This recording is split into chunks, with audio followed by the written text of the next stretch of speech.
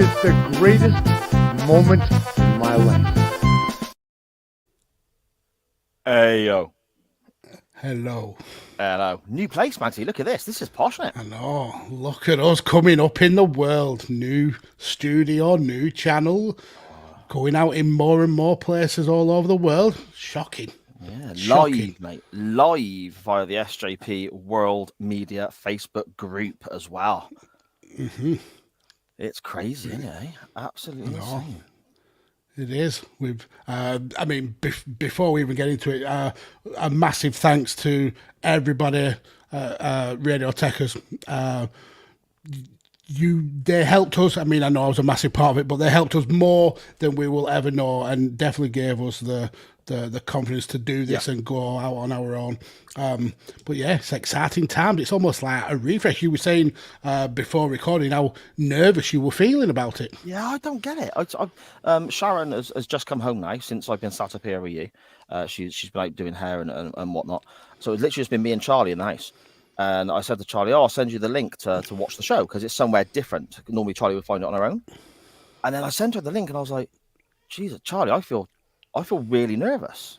And she just kind of laughed. She was like, yeah, stupid fat idiot, whatever. You know.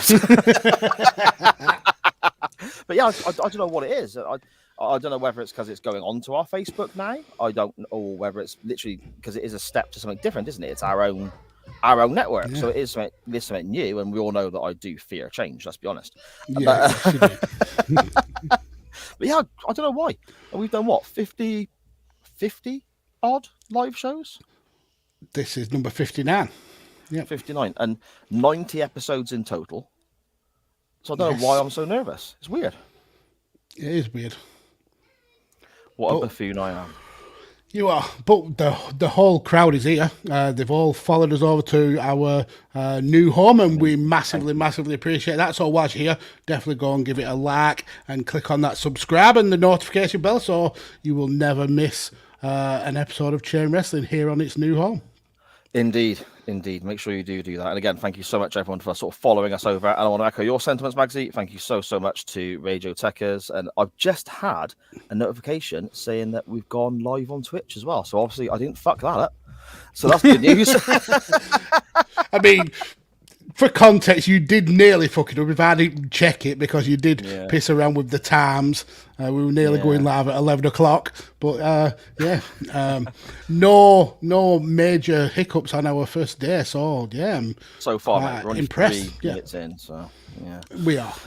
But there we go. On that note, good afternoon, good evening, good morning, wherever and whenever you may be listening or watching from. This is Chain Wrestling Live with Mags and Si, an SJP World Media production.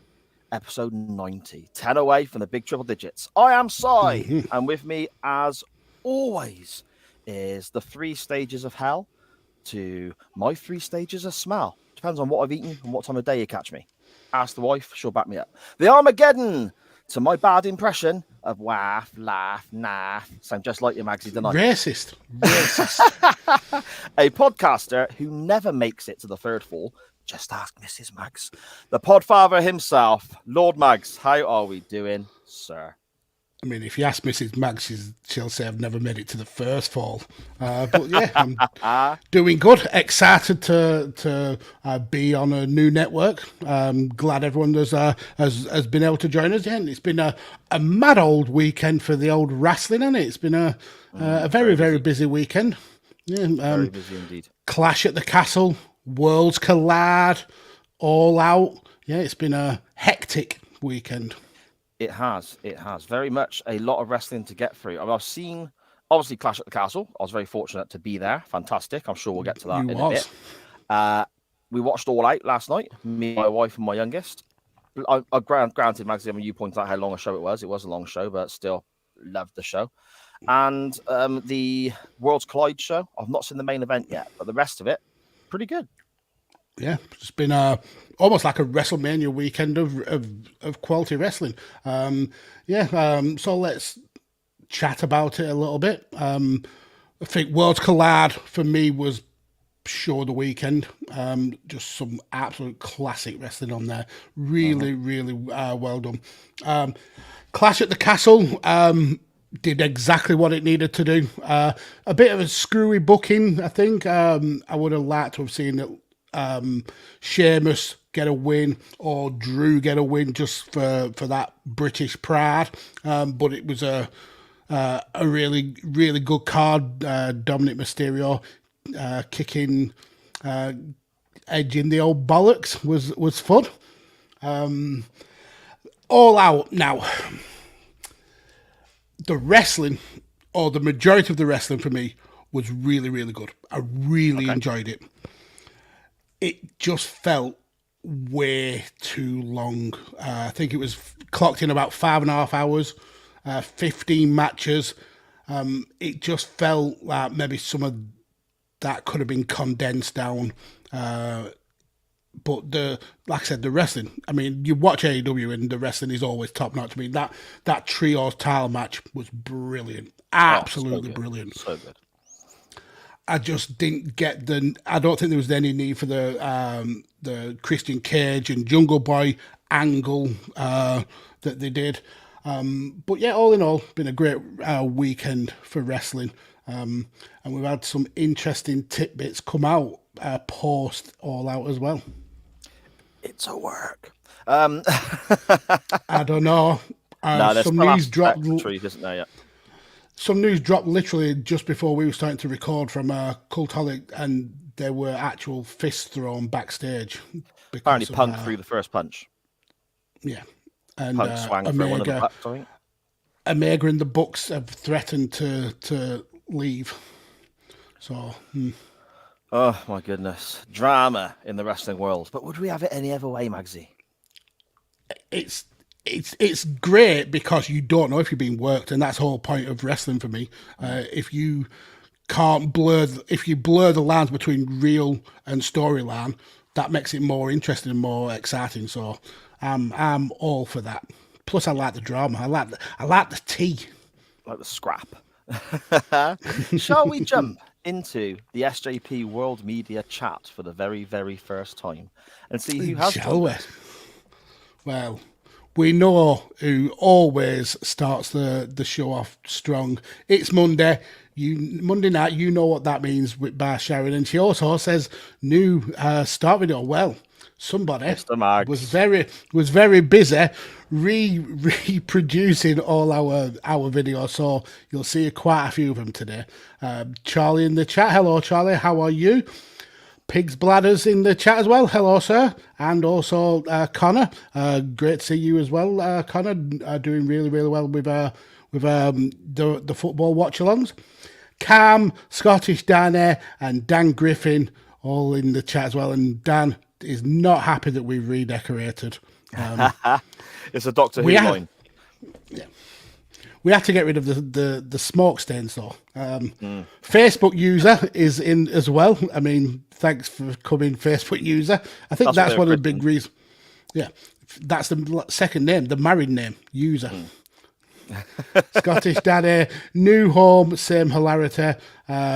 Charlie and Sharon both saying they loved it all out. Yeah, it was a great show. In terms of wrestling, in terms of length, not for me. Matt saying, Dan, saying 15 matches way too much for any card. Agreed. I would have hated to be actually at the stadium because I think I would have fell asleep. It would have just tired me out that much. But AEW fans are a different breed, aren't they? Yeah. Charlie said she likes the long shows, and Dan saying we're old and knackered though, Charlie. And Cam saying Clash at the Castle is the first modern wrestling he's watched in about 15 years, other than snippets on social media. Didn't manage to catch the others, unfortunately. Yeah, Clash at the Castle, great show. I was chatting with Ray Cash whilst we were watching it through WhatsApp, and he just loves the fact that British crowds are something else. They're just so ravenous for professional wrestling that we put like American fans in the shade. So yeah, it was a really good show. 16 matches if you count Punk versus the EVPs, and don't forget how he's shit all over Adam Page and Colt Cabana in the scrum. Anya, hello, how are you? Hello, I Anya. love a bit of wrestling drama. Charlie, I'm all right, thanks. If you're watching, be sure to hit subscribe. We've already done that, Sharon. We've already done that, and she's also a Facebook user. So Sharon, double duty. There we go. There we go. And Dan saying we were chanting Tiny Pete at Pete Dunne. Brilliant. Because he is little. And they also called Matt Riddle a sex offender. Amazing. Yeah, that did happen as well. Yeah, that experience, Magsy, at Clash at the Castle. I've never been to a WWE event before. I've never been in anything other than the local shows. Unbelievable. Considering when I woke up Saturday morning, I wasn't going. And then it basically worked out by generosity from various people and so on that I could sort it out. And there was actually a train that could get me back and all sorts. Honestly, I've never experienced anything like that. That was up there. It's equal to the first time I saw AC/DC live. It was that big a deal. Wow, it was amazing. That's huge. That is huge. It was incredible. I'm glad you all enjoyed it. It was cool seeing like the chat and the photos from our little community all having bants in the Cambrian Way, the pub that you all met up in. Yeah, I walked past it twice. So I couldn't find it. It was literally right there. Brilliant. That'll come as no surprise to anyone, though, of course. And with Dan mentioning sex offenders, time for the first pimple dick of the week for this new brand. Pimple dick alert! Oh, a teeny weeny. We haven't heard that for a while, have we? I know. And with all the news coming out of this weekend, there's quite a few people who I could actually put forward. But I'm going to put forward somebody I think may have been Pimple Dick of the week before, but this week it's Velveteen Dream, Patrick Clark. Oh dear. So yeah, we all know the story of Patrick Clark. Bit of a rounds with Smeeda Smile. He's a bit of a nonce. Yeah. Anyway, a story came out about him recently from EC3. He was on a podcast. And he, I think it was the Sports Keeda podcast, Wrestling Outlaws, and he was telling a story about Velveteen Dream because they mentioned him being arrested late last year when he took cocaine in front of a police officer whilst being arrested. So Velveteen Dream brings up a story that he recalled with Velvet. No, EC3 brings up a story that he recalled about Velveteen Dream. So EC3 was throwing a house party. And he saw that Velveteen Dream had set his phone up in EC3's bathroom so it would record the rest of the guys taking pisses. Yeah, so he propped the phone up because why does Velveteen Dream do the things that he does? God. Yeah, he propped the phone up in a selfie style, so the camera was recording. So any of the other wrestlers, they could, when they went to the toilet to have a piss, he would be able to film it and do with that video what he wanted to do. So yeah, this week's and the first Pimple Dick for the SJP YouTube editions of Chain Wrestling is Velveteen Dream, And rightfully so. That guy he had everything, man. He had a great look. He was brilliant in the ring. The gimmick, everything about it, he could have been huge. Mm-hmm. But just what a scumbag. Self-destruction. Absolute self-destruction. Yes, disgusting, mate. Disgusting. Should we play another little jingle, Magsy, and throw some crap away into the old Chain Wrestling Hall of Lame? Oh, I've not even uploaded the audio for that. I have got it, but I've not uploaded it. Okay. Anyway, Never mind. On the audio Lame. version, in the audio version, no one will notice. I'll just chuck it in here. Magsy, what you got for us? Give me 2 seconds. I will try and find the audio. No, it doesn't matter. Anyway, I'll do it for next time. Right. So I have to find it now. It's on my pages. There we go. I thought I would start this week, new home, new channel. I thought I would start basically with finishing the trifecta of Glenn Jacobs' inductions into the Hall of Fame. I mean, we've had Isaac Yankem, we've had last week's entry, and this week I thought we'd finish it off with one of the worst storylines that perhaps Kane has been involved in, and perhaps wrestling has been involved in general. So let's go back to 2004, and Kane had took a bit of a fascination with Lita, started stalking Lita. I thought you were going fake Diesel until you said 2004. I mean, that may come up. There's plenty of other Glenn Jacobs / Kane stories that could go into the Hall of Fame. This one's worse. This one for me is double barrel, and we'll get to that close to the end. But yeah, so Kane starts stalking Lita. Matt, obviously, is, with that being his girlfriend at the time, tries to fight off Kane, and Kane's just constantly beating him down. It gets to a point where Lita is given an ultimatum by Kane and said, "I'll stop beating up your boyfriend if you have sex with me." Oh dear. Which legally, that's the R word. Yes. Because it's forcing someone. So that happens, and Lita ends up getting pregnant. Now, oh dear. Matt believes it's his child and gets really excited until Kane comes onto the Titantron and says that it's his child, and that's why they call him Big Red. Yeah, very, very grim. But Matt, even though he's had this horrific news, still wants to make a proper woman of Lita and do the right thing and marry her. No. Kane is not having that. Kane wants to marry her. He's not only a rapist demon, not only a rapist monster, but he's an honourable rapist monster. He's done the crime. Now he is wanting to do the time. So Matt wants to marry Lita. Kane wants to marry Lita. So legally, there's only one way you solve this. Yeah, of course. Wrestling match to see who can marry Lita. I mean, we've seen legal precedent set before with Eddie and Rey Mysterio. Whoever got the documents, that's legally Dominic's dad. So it works with marriages. Wrestling's so stupid. It's ridiculous. It's fucking ridiculous.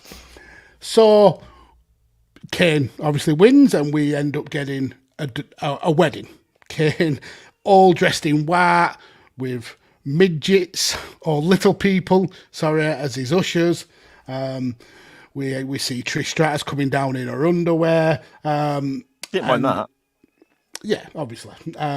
Lita comes down to get married. Matt comes to try and disrupt it, gets beaten up, and then the marriage takes place. Lita starting to show being pregnant. And this is where it gets weird, because... Oh, this is where it gets weird, is it? Yeah, because Kane is clearly the bad guy in this storyline. He's stalked, done a bit of rape, forced someone to marry, and incessantly beat up Matt Hardy. Basically took Matt Hardy's life and ruined it. And then Lita has a horrific accident when Gene Snitsky falls into her, makes her lose her baby, have a miscarriage. And this is where Kane, the rapist, stalker, marriage forcer, becomes the good guy in this story, because he's defending Lita and his dead baby's honour by having a match with Gene Snitsky. So the whole storyline was to build up Gene Snitsky as the heel and Kane as the sympathetic babyface. And then to add icing on the cake, Lita cheats on Kane with Edge. So it all comes full circle. Kane is the hard done to, rapey, stalky monster. So my entry this week into the Hall of Fame is Rapey Kane. Rapey Kane. Now, obviously, we're making fun of that wrestling storyline because it is so ludicrous. And we're making fun of the wrestling aspect of this. But, you know, I think putting something like that on television, I mean, kids watch this show for a start, but also people who have, you know, been had horrific stuff happen to them, such as sexual assault or a miscarriage, and it's being used in this ridiculous, stupid wrestling angle. I mean, the whole purpose of pro wrestling is it's a business. They're trying to sell tickets. Do you think anyone bought a ticket to a live show or anyone bought a pay-per-view to see Kane and Gene Snitsky face off over this storyline? Do you think this made a difference to their TV ratings? They didn't. Gene Snitsky did not need this. He was over. He had a scruffy beard. He had long hair. He was balding as well. All right. He also had bright. I feel this is a personal attack here. he also had bright yellow teeth. Oh, I've not got bright yellow teeth. So he didn't need Kane's, and he didn't need to kill a baby. And lest we forget, we got one of the best segments on Raw ever when he came out with a doll and punted said doll into the crowd.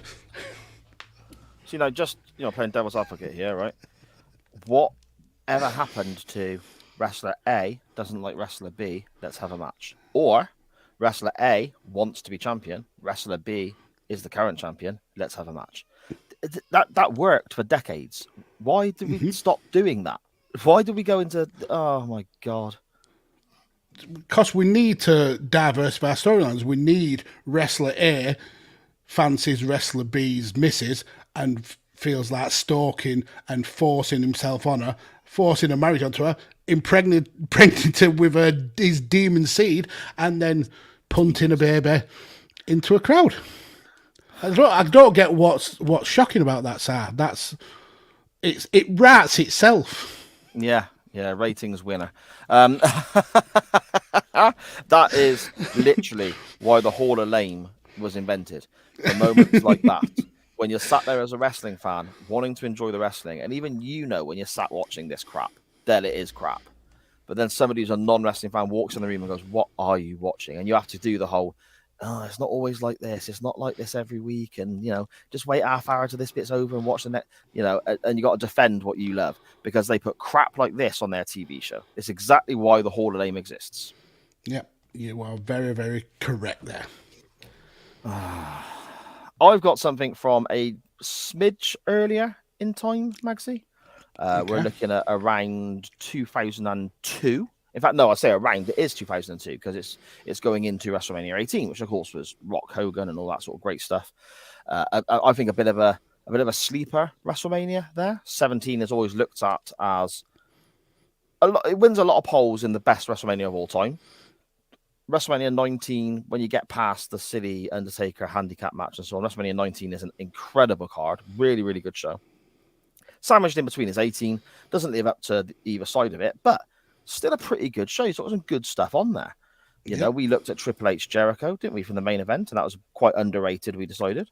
Rock Hogan. Of course.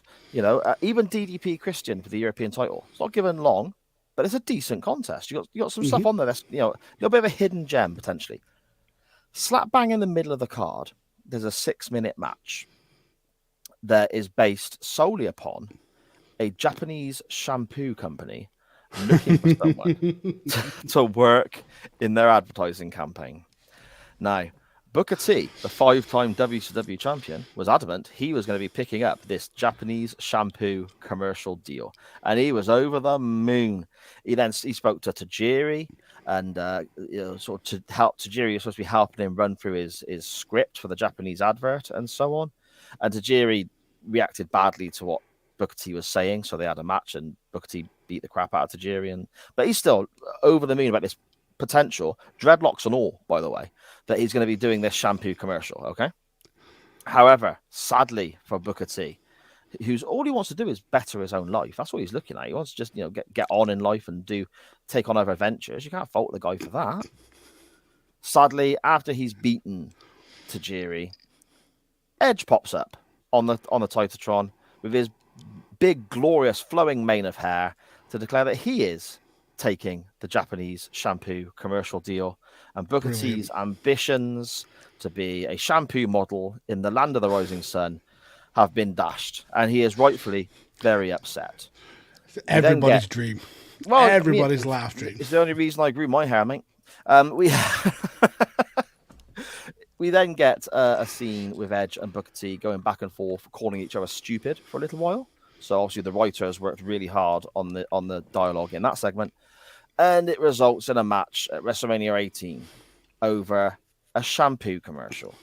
You've got a 5-time WCW champion, one of the greatest tag wrestlers of all time, and someone who was a fantastic character wrestler, King Booker, and his work with Goldust as well in Booker T, absolutely superb. You got Edge, Hall of Famer. Well, Booker T's a Hall of Famer as well, obviously, but you got Edge, Hall of Famer, still active now, still very good in the ring now, an all-time legend, an all-time hero. Got one of the biggest crowd reactions live in Cardiff on Saturday. He was that popular, fighting over an imaginary shampoo deal. That is my entrance. I mean, you don't know it was imaginary.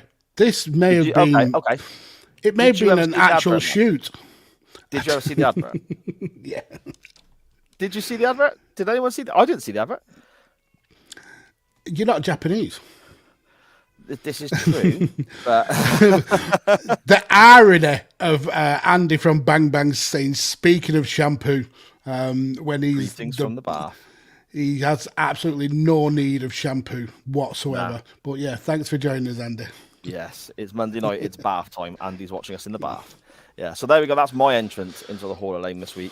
The fact that you've got two incredibly talented wrestlers, roughly, give or take, a couple of years either way, potentially in the prime of their career, facing off at the biggest show of the year, and they're given 6 minutes over fucking shampoo. Maybe it's Maybelline. There you go. Those are your Hall of Fame entrants for this week. Rapey, child-kicking, demon seed Kane, and wrestlers fighting over shampoo. 2 reasons to be embarrassed as a wrestling fan, I think, Magsy, and rightfully deserve their spots in the Chain Wrestling Hall of Fame.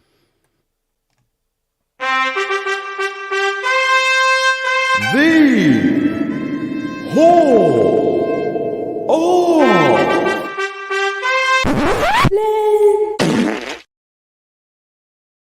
I found it. You find it. Hooray! See, it's almost like we're a professional. Yeah, almost. Almost. Before we get to our non-wrestling topic, which was, I think, one of our better topics we've ever had, to be fair. I think this is a really good talking point, which we'll get to in a moment. Shall we have another scan through the chat quickly and just see what people are saying, Mags? Yes, sir. So we have got Mort in the chat telling Dan to shut up. Dan saying meeting up in the boozer with the CWF was the best bit of the weekend, to be fair. Yeah, like I said, I've seen the pictures, and yeah, it looks like you all had a whale of a time. Wish I could have been there. The only downside to it was I didn't complete that suplex on Andy in the bar. That's the only downside. That's mean. That's very, very mean. Sharon saying on the Facebook auto caption, it says pimple tick alert. I mean... Facebook already censoring chain wrestling. Ridiculous. Morte saying, I'm just bitter and jealous. And Pigs is saying, children to calm down.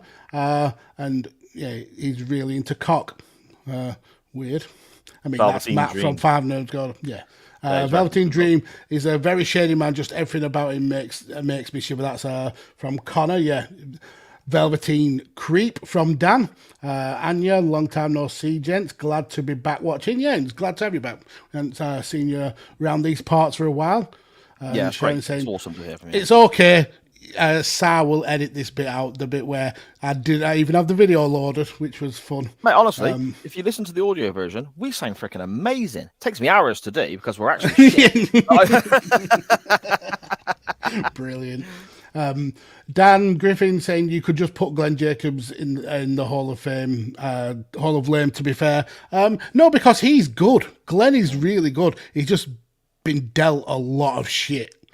He's been able to work through it and still become a Hall of Famer, but he has been dealt a lot of shit.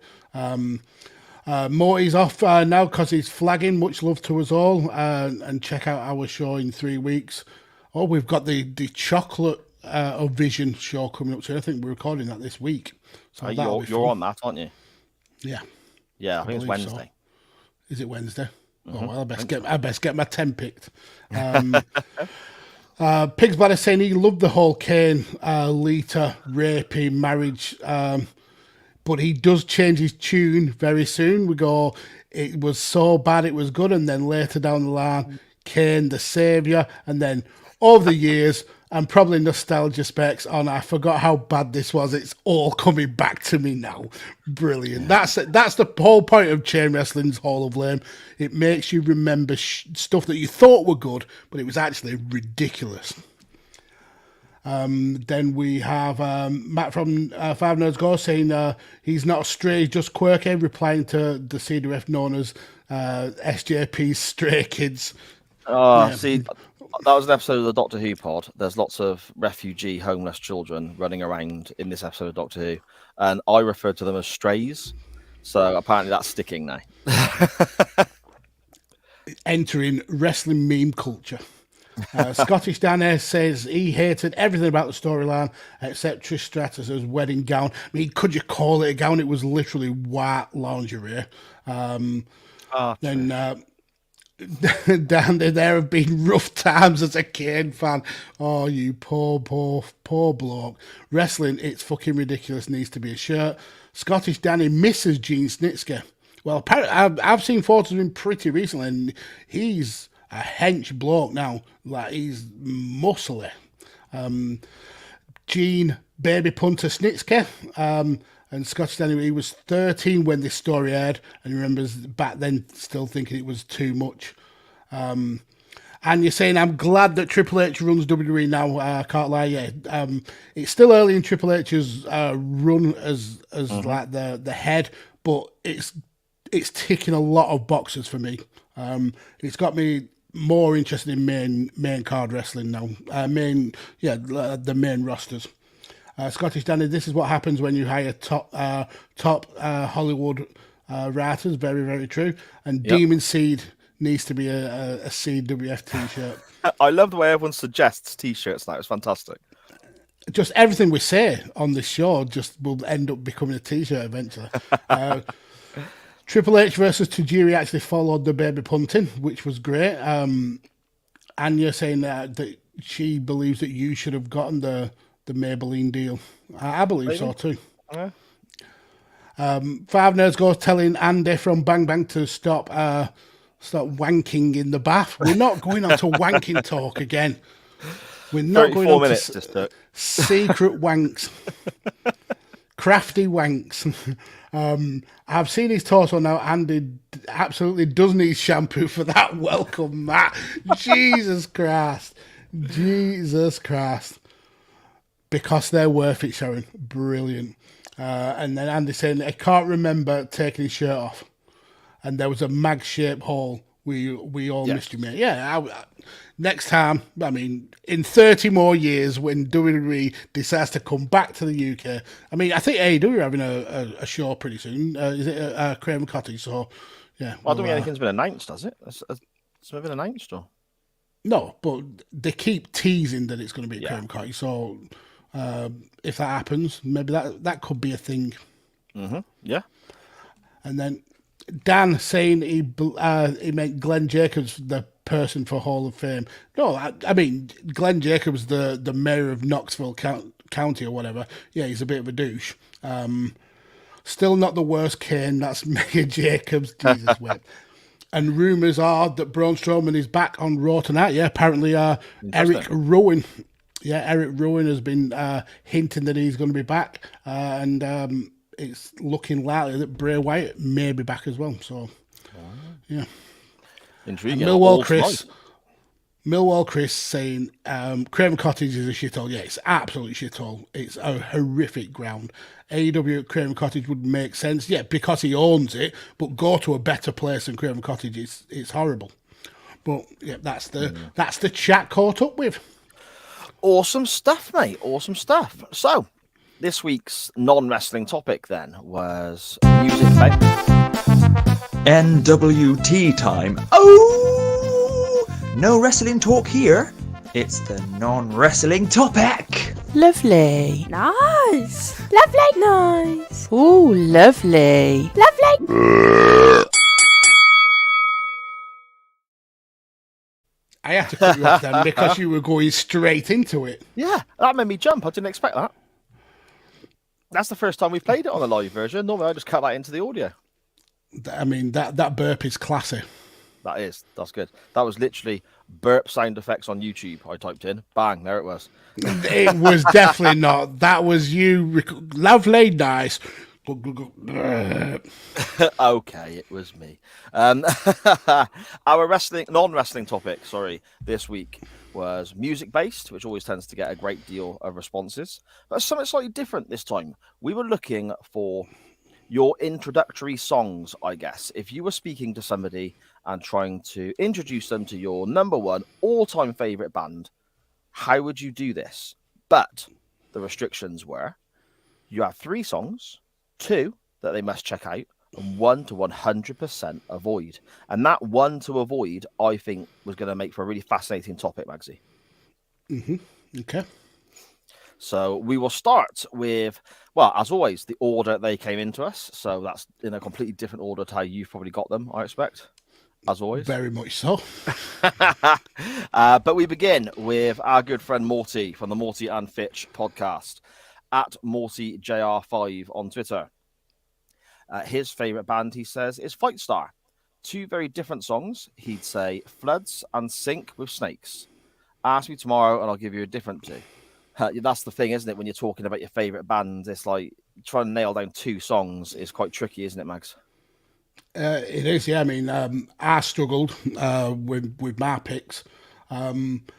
Morty also put another comment saying the Baha Men, best years of our lives on Coconut. Avoid none of them. Long live the Baha Men. Yeah, but Firestar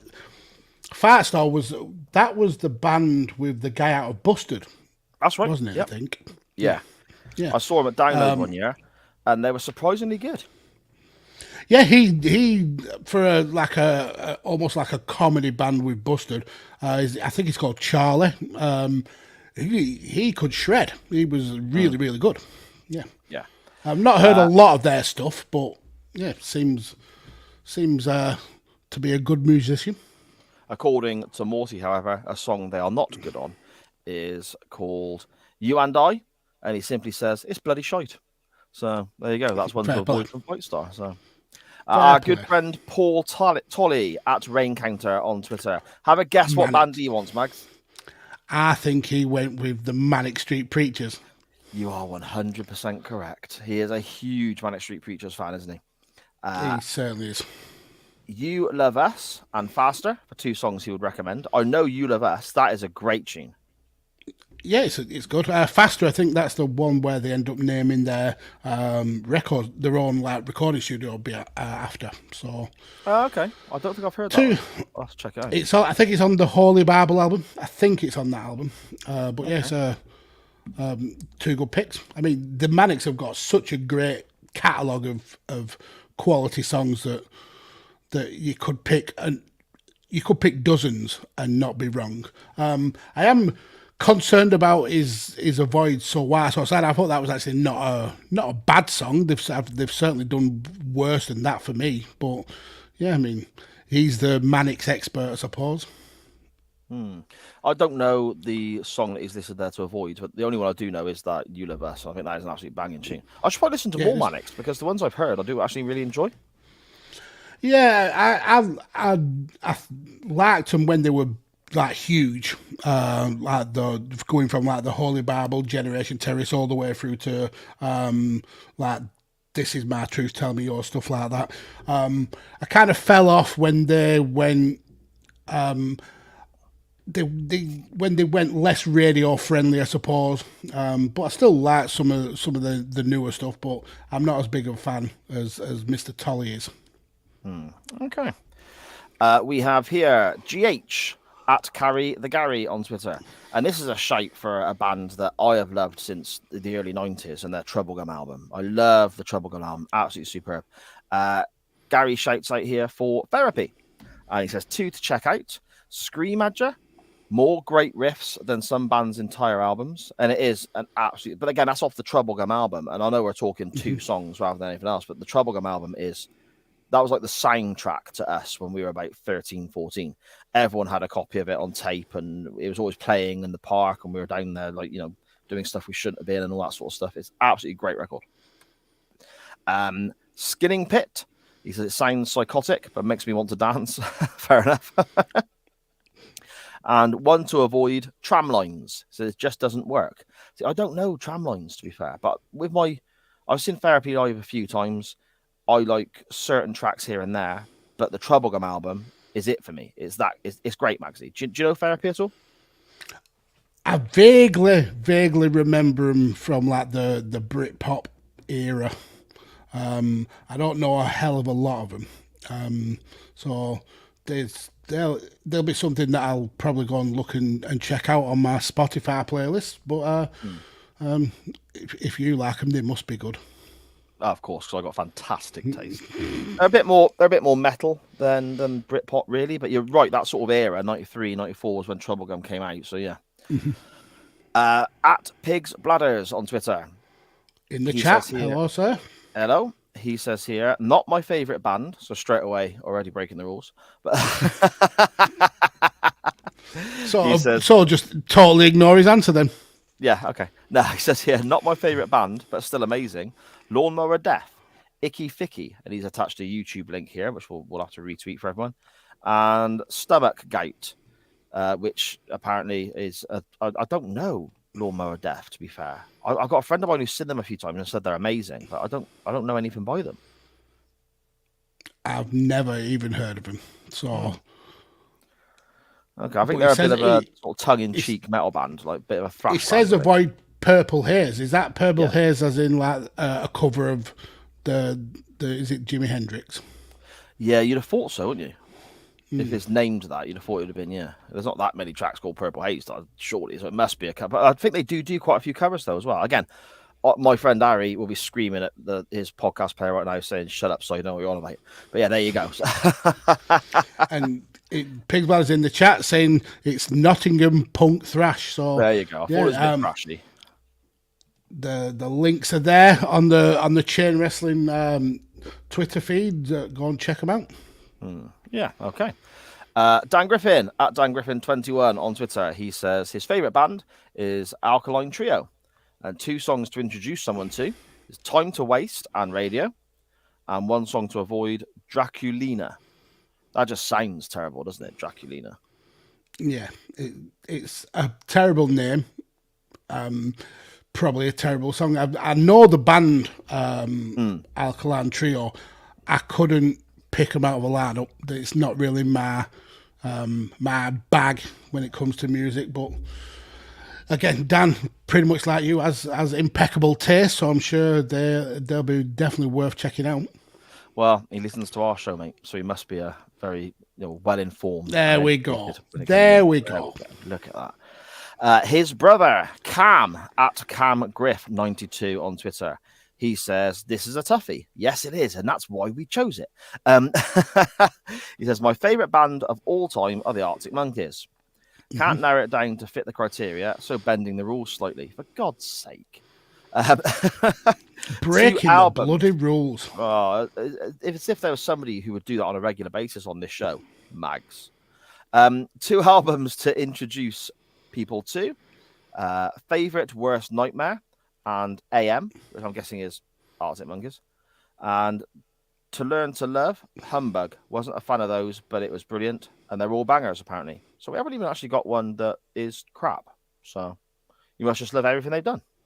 Yeah, which sounds a bit biased, probably because they are from around his parts. They're very much a Yorkshire band. But to be fair to him, there is not a bad Arctic Monkeys album out there. Such a talented band.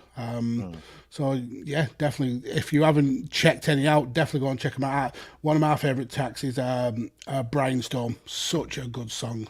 I love that. The guitar riff halfway through, it's a finger breaker. Really, really good. They kind of lean a little bit more into that kind of indie sound to me than what I would normally go for. But then I'm a big Oasis fan. I kind of band Oasis in the same sort of thing, but it's not really the same sound, is it? I don't know.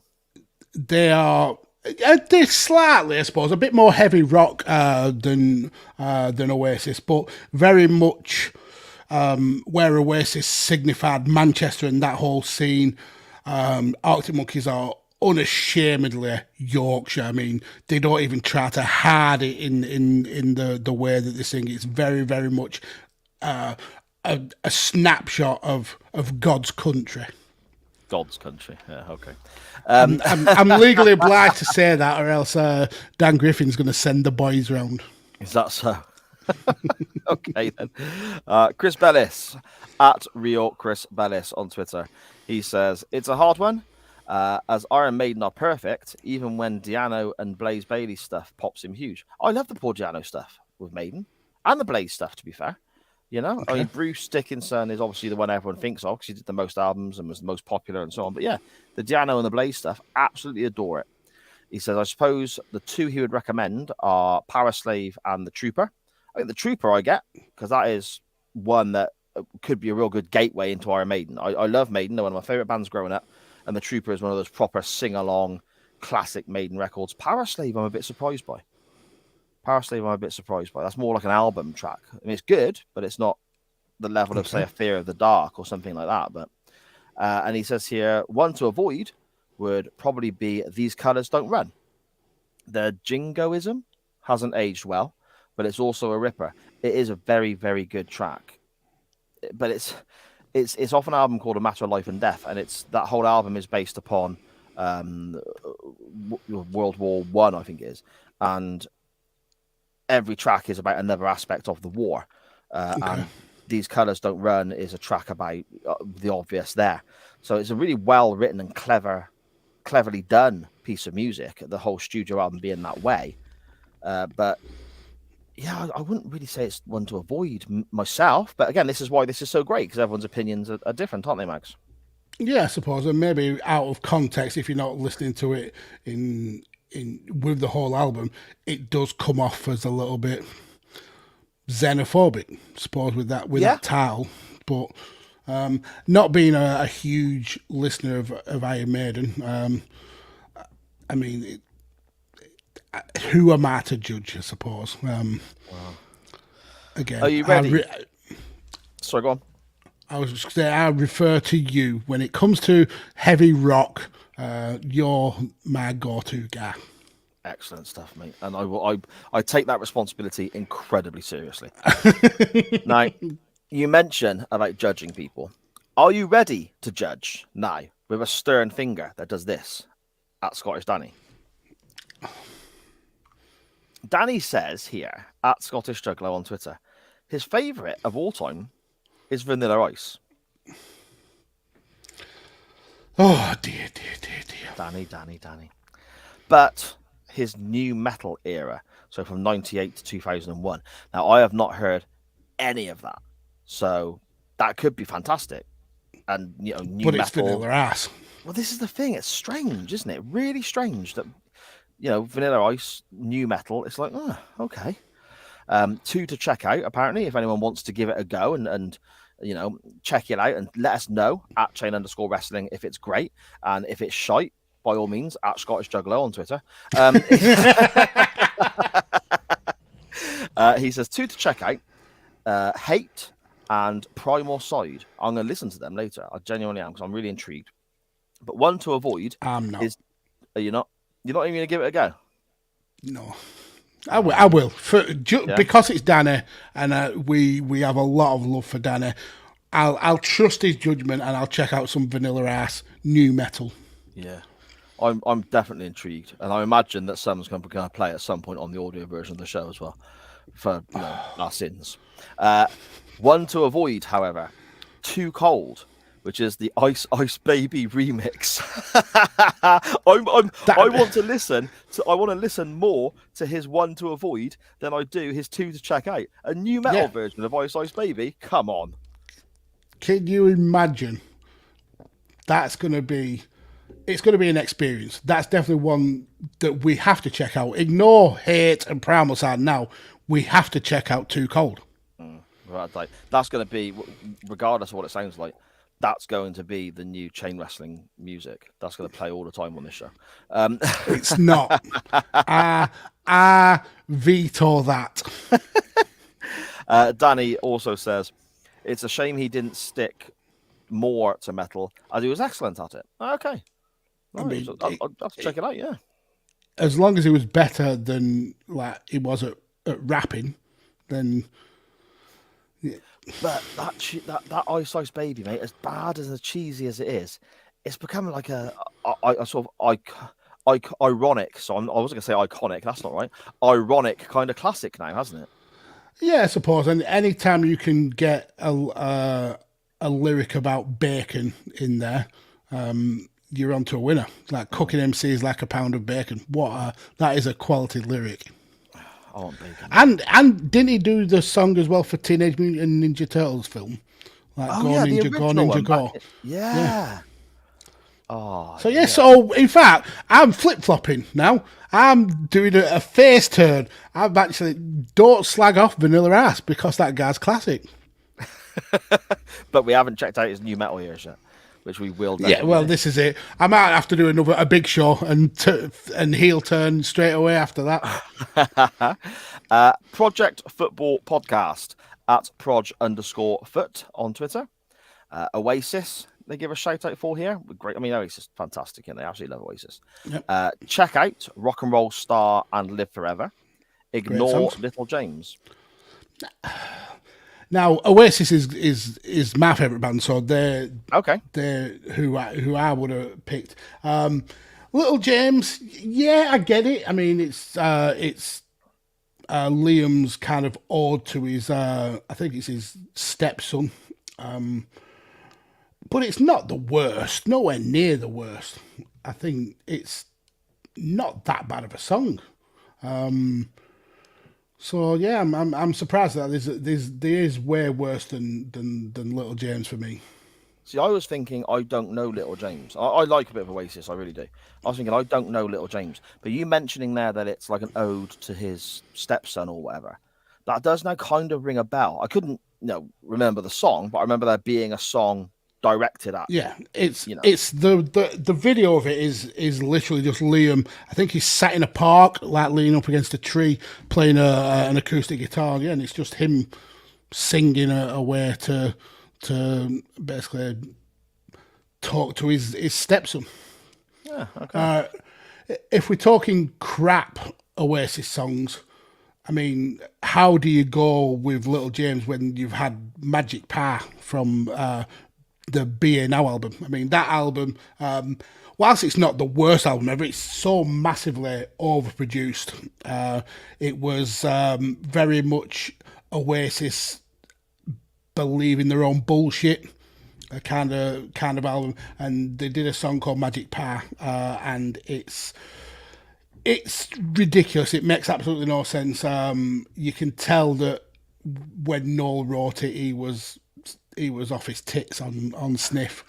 Yeah, it's just a song about a magic pie. Yeah, it's ridiculous. So I would have picked that for the worst Oasis track. I'm really intrigued as well that we have, I mean, again, everyone's opinions are different, of course, but we have Rock and Roll Star in as the two to really, because, I mean, Live Forever, you can't go wrong with. that's a generational record. That means so much to people of a certain age. Me being one of them, I love that tune, and it reminds me of certain times in my life. Absolutely fantastic. Rock and Roll Star is a banging tune as well. But I'd be thinking Cigarettes and Alcohol, and maybe something like that. Yeah, I mean, Live Forever is a classic. This really kind of shows that Project Football is a very old school Oasis fan. Rock and Roll Star and Live Forever, like from the very, very early days when it was about Oasis really breaking out.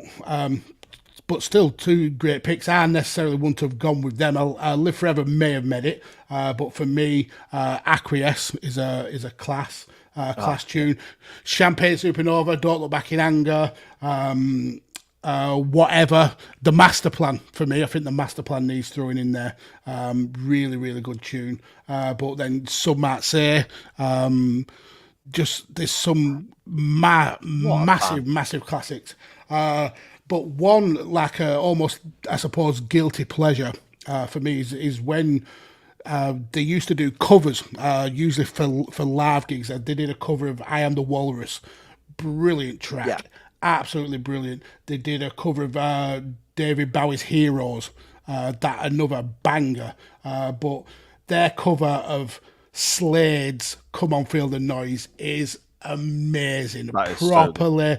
Properly party rock record. Yeah, so Oasis for me, I could name 20 songs that you should go and look at, but one to definitely avoid is Magic Pie.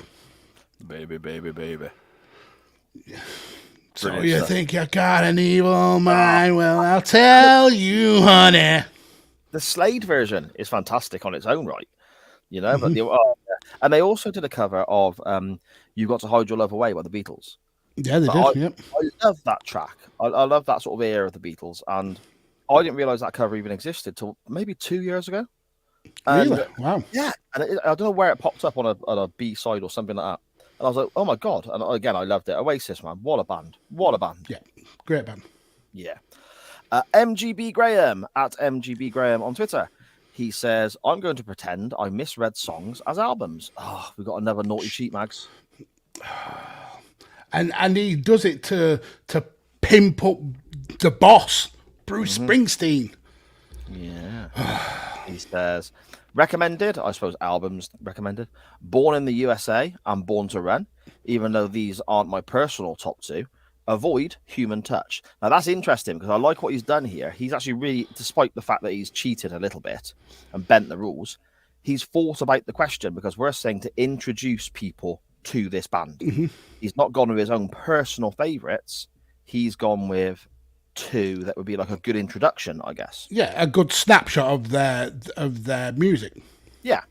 Well done, Graham. Even though you're a little naughty cheat. Connor, our good buddy in the States there. Connor Knows Footy on Twitter. His favourite band is Slipknot, and he says songs to check out: Devil in Eye. That's a banger. That is a really good tune. And Skeptic, I don't know that one. Nope, can't say I remember it. Song to Avoid, Vermilion Part 1 and Part 2. Now, my lad is a massive Slipknot fan. Like everything they've recorded, he loves he's one of he's like proper, I don't want to say obsessive, but really fanatical. And the fact that he adores this band so much, I love about him because he's got something that invested passionate in. about. Yeah. Yes, yeah, there you go. I was struggling for the words. Thank you, Max. Yeah, that's spot on. Really passionate and so on. But again, Skeptic, he would know, obviously, but I've got no clue. And the song to avoid, I don't know that one either. No, I'm not a massive Slipknot fan. I like Left Behind. I think that's a banger of a tune. And Psychosocial, I think that's one of those as well. But yeah, I've not heard of Skeptic or Vermilion Part 1 and 2. So yeah, give us some more homework there, Connor. Thanks for that. Yeah, let us know, mate. Let us know. I like Stone Sour as well. When Corey Taylor takes the mask off and plays in that band, they're good. They're very good. But anyway, James at 80s and 90s Wrestling on Twitter. He says, tough one. I haven't got a favourite band. One day it's Shed 7. The next is Razorhead. Shed 7. What an underrated band. They are so damn good. What would I know by Shed 7? You'll know Chasing Rainbows. Oh, yeah, okay. I know that one. Yeah. Yeah, that's a And bit of a tune, actually. She left me on Friday. I'm guessing it doesn't sound like that very much. No, well, I mean, how do you know? I may have sung vocals for Shed 7. You don't know. Yeah, they're a great band. Yeah, okay. And he says the next day it could be Radiohead. Then another day it could be Another Rage great Against the band. Machine. Yeah, right. I love, yeah. 3 great bands. Then the day after that, it could Fuck be. you, I won't do what you tell me. Fuck you, I won't do what you tell me. After that, Mars Volta. But let's go based on the most listened. A good way of working out there, I suppose. Check your Spotify plays or whatever. And he says his most listened to is the Beastie Boys. And the songs he would recommend are Rhyming and Stealing and Triple Trouble. And to avoid Booming Granny.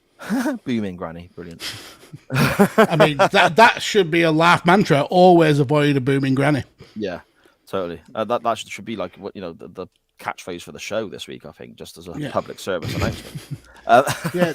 So, were you a big Beasties fan, or were they like totally not your genre?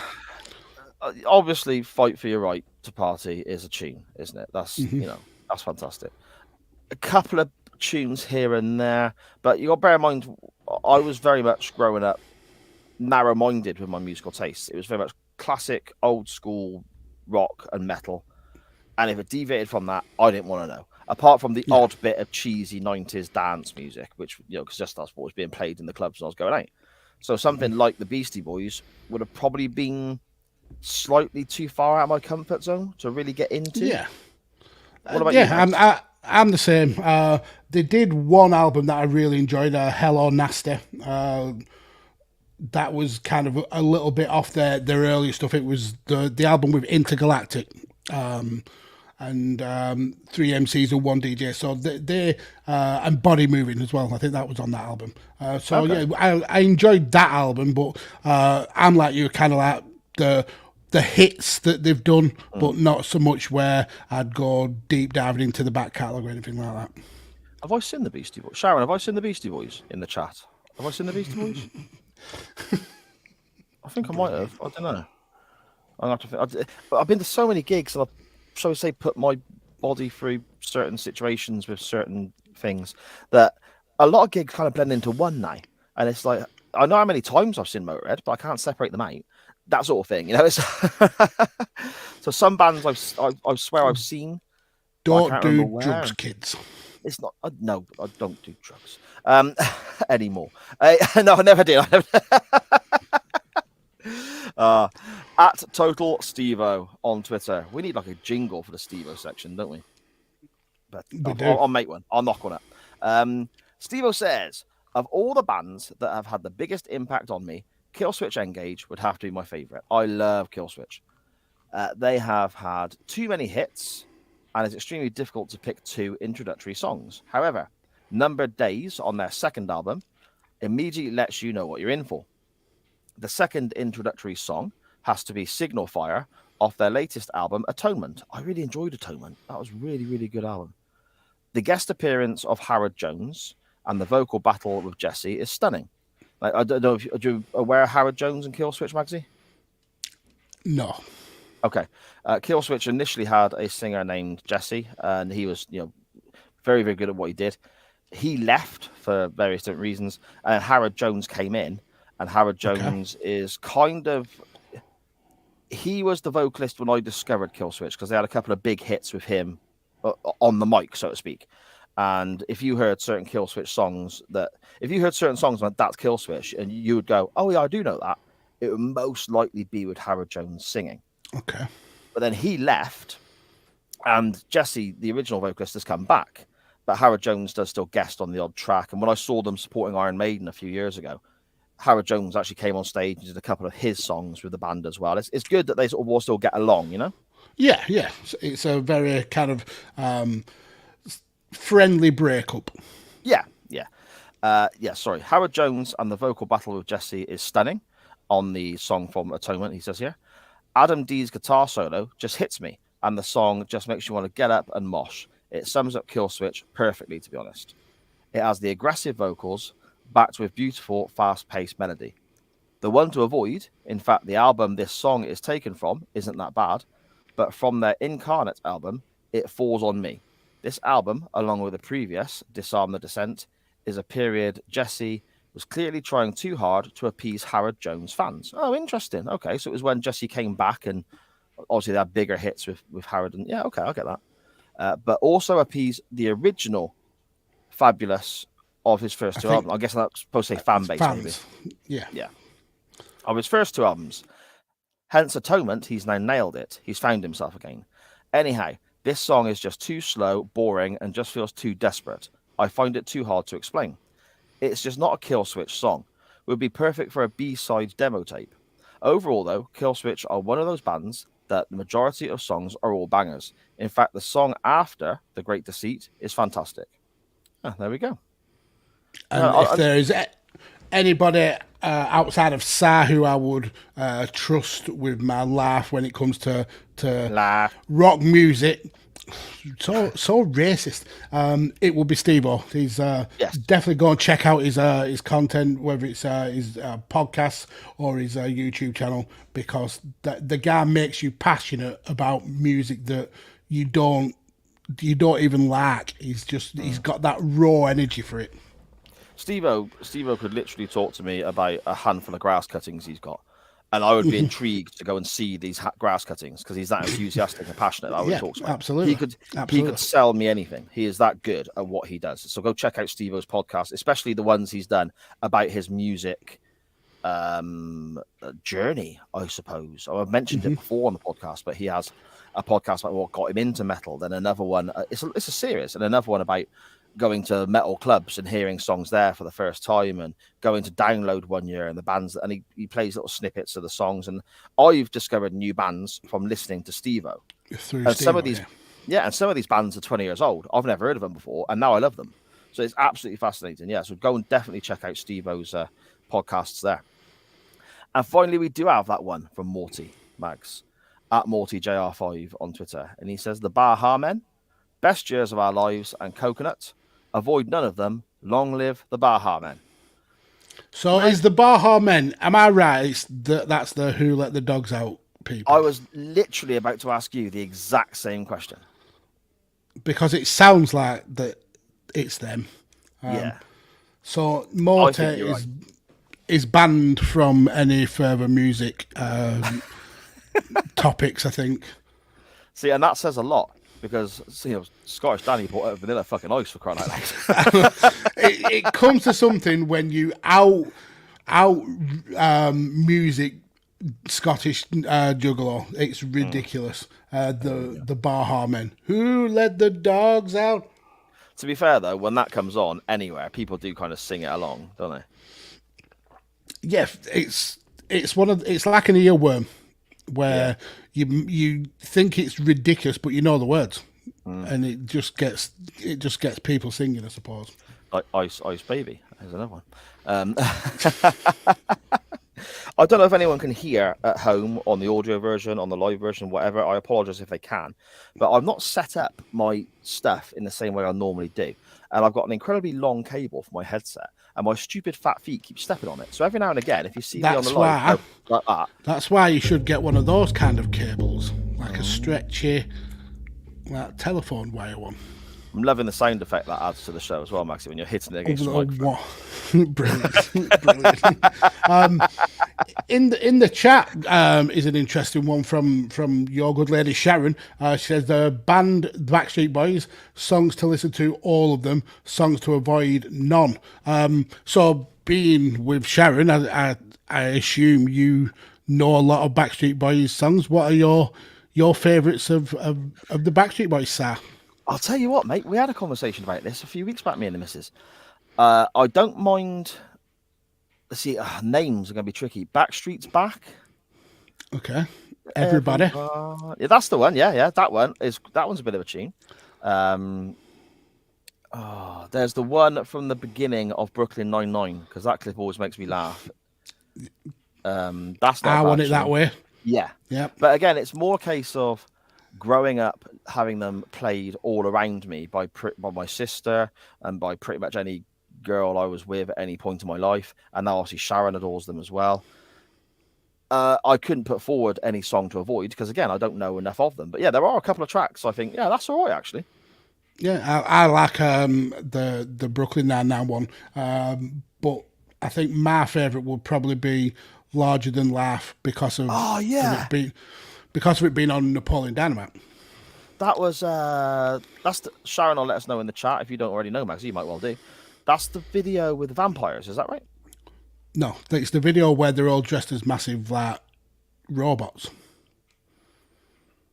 The one with the vampires is Backstreet's Back, where they're all like Halloween. Yeah. Oh. Okay. Well. Wow, I sound like a fan. Jesus Christ, I'm disgusted in myself. Oh man. Okie doke. Magsy, I know this is out of order, but shall we scan through the chat you are always out of order, to be fair. Shall we scan through the chat before it runs away from us, before we put forward our own thoughts about bands and music we may enjoy? I've already done band, so you mean you before you put forward yours. Yeah, Backstreet Boys and a bit of Shed 7 and Oasis. Okay, fair enough. Five Nerds Go saying that his band is secretly A1. I mean, A1. Don't slay A1. They did a really good cover of Take On Me. I think that was them.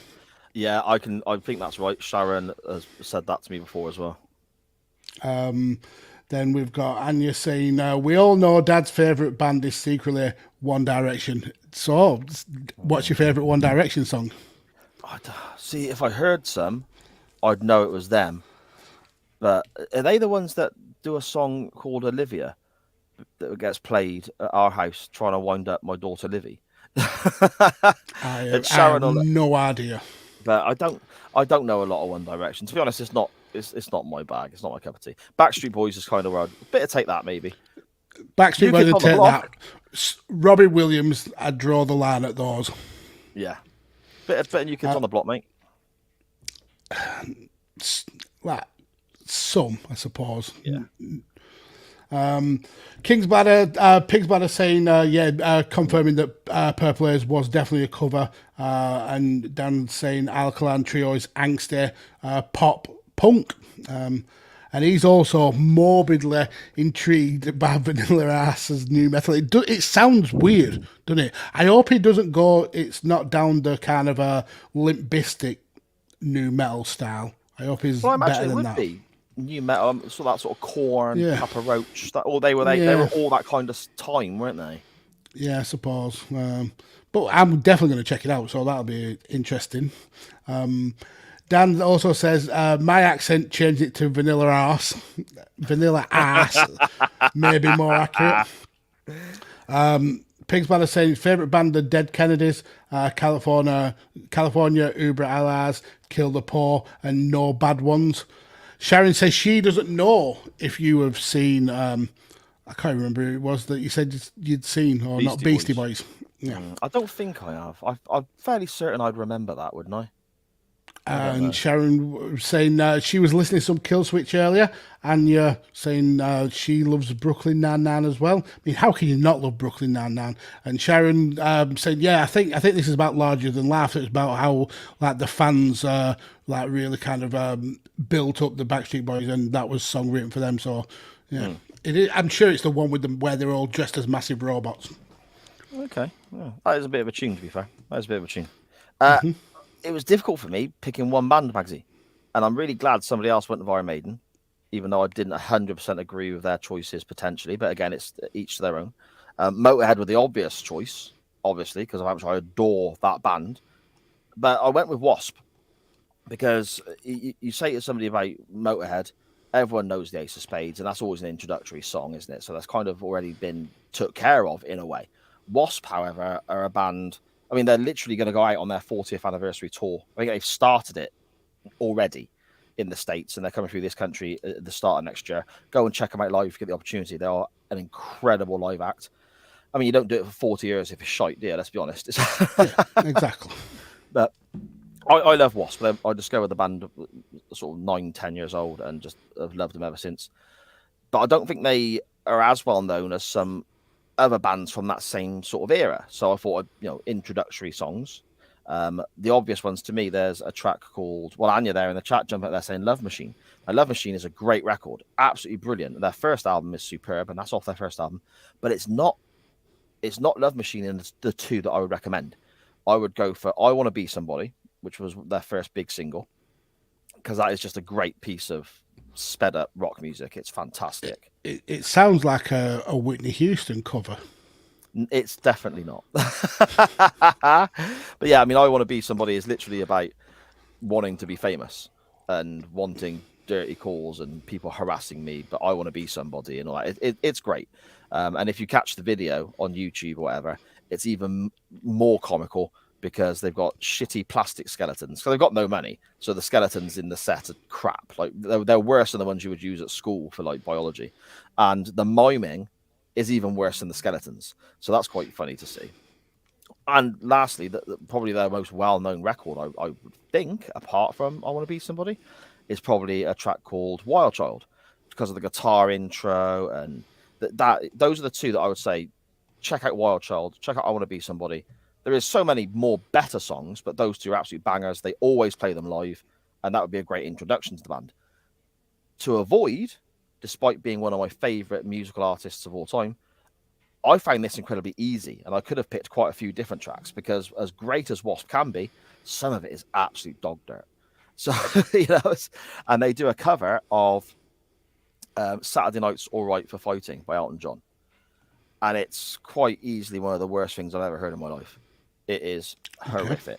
It is terrible. So that would be my one to avoid. It is terrible. But yeah, if you're interested in knowing about this band that I love, they're about to go out on their 40th anniversary tour. I Want to Be Somebody and Wild Child by Wasp. Check them out. Just great 80s heavy metal. Brilliant stuff. Sounds good. There we go, mate. There we go.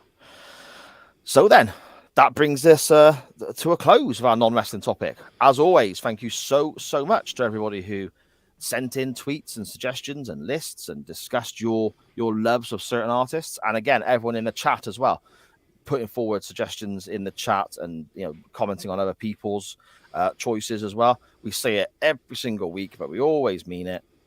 This show don't happen without you. This is your show. Chain Wrestling Live is your show. It doesn't happen if you are not here. So thank you so much again for all the interactions we get. What have we got there from Connor, my friend? So Connor has said there's an old song from the disco era called Love Shack. Can't remember the artist's name, but it's better if you listen without too much context. Yeah, that's the B-52s, isn't it? I think. That's right, yeah. B-52s, yeah. Yep. Yeah. Classic song. It is. It is indeed. But, Magsy, I suppose, as the T-shirt says, we are a wrestling podcast, we promise. We better talk a bit of wrestling, haven't we? Yes, we shall. With a tear in my eye, this is the greatest moment in my life. Now you may have noticed that wasn't the intro to this segment, but somebody may not have done a new video for that audio yet. And who is that? Somebody may be me. Yes, because he forgot. But that works, mate. That works. And also, I love our little silly music that has stuck with the show since the very beginning, episode 1. So yeah. So then, Mags, you won the poll, my friend. I know, I'm on a fucking roll with these. I like winning. I know. Storming it. Yeah, Storming it, mate. And maybe I should have mental health breakdowns more often if I'm going to be winning polls and stuff. Is it worth the sacrifice? Do you know what? It is. I need the validation. Oh, man. Your selection, Magsy, was from one of my, I suppose, favourite eras of wrestling, purely because of the return of Shawn Michaels. And everyone knows how much of a Shawn Michaels mark I am. This is from Armageddon 2002, so the last pay-per-view of that year. Yep. And the first Armageddon pay-per-view for a couple of years, because the previous year the name was changed because the whole September 11th attacks and so on. Armageddon 2002, best 2 out of 3 falls, 3 stages of hell, the world champion Shawn Michaels defending his title against Triple H. Yep. So there we go. What moments of wisdom do you have to give us on this then, Magsy? What did you think of this on your watch back?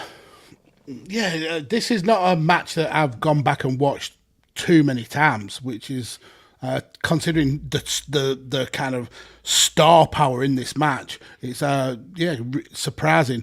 But going back and watching, I know why I've not gone back to watch it. Two great wrestlers. Two of the very best that have ever stepped through the ropes into the squared circle.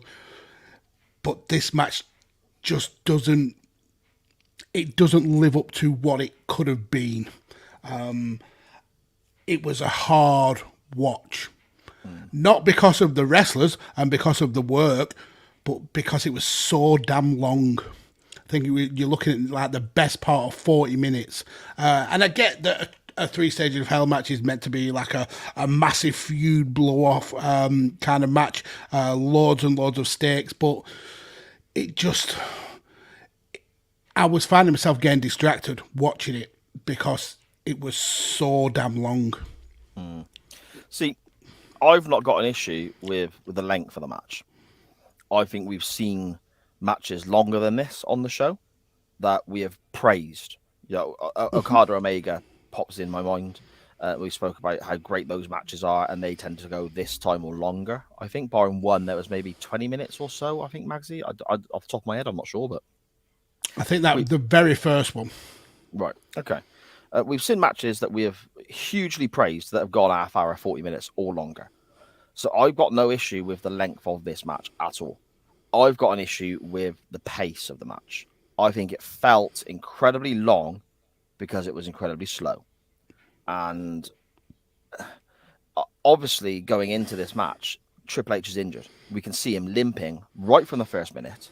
He's heavily taped up on his leg. And I think that has a real adverse effect on the quality of the match that we are reviewing today. Yeah, I mean, that obviously is a factor. And I think, I mean, you're talking about pacing of a match and the flow of a match. One thing that really jarred me about this match was having the cage in the middle of the match as the second fall.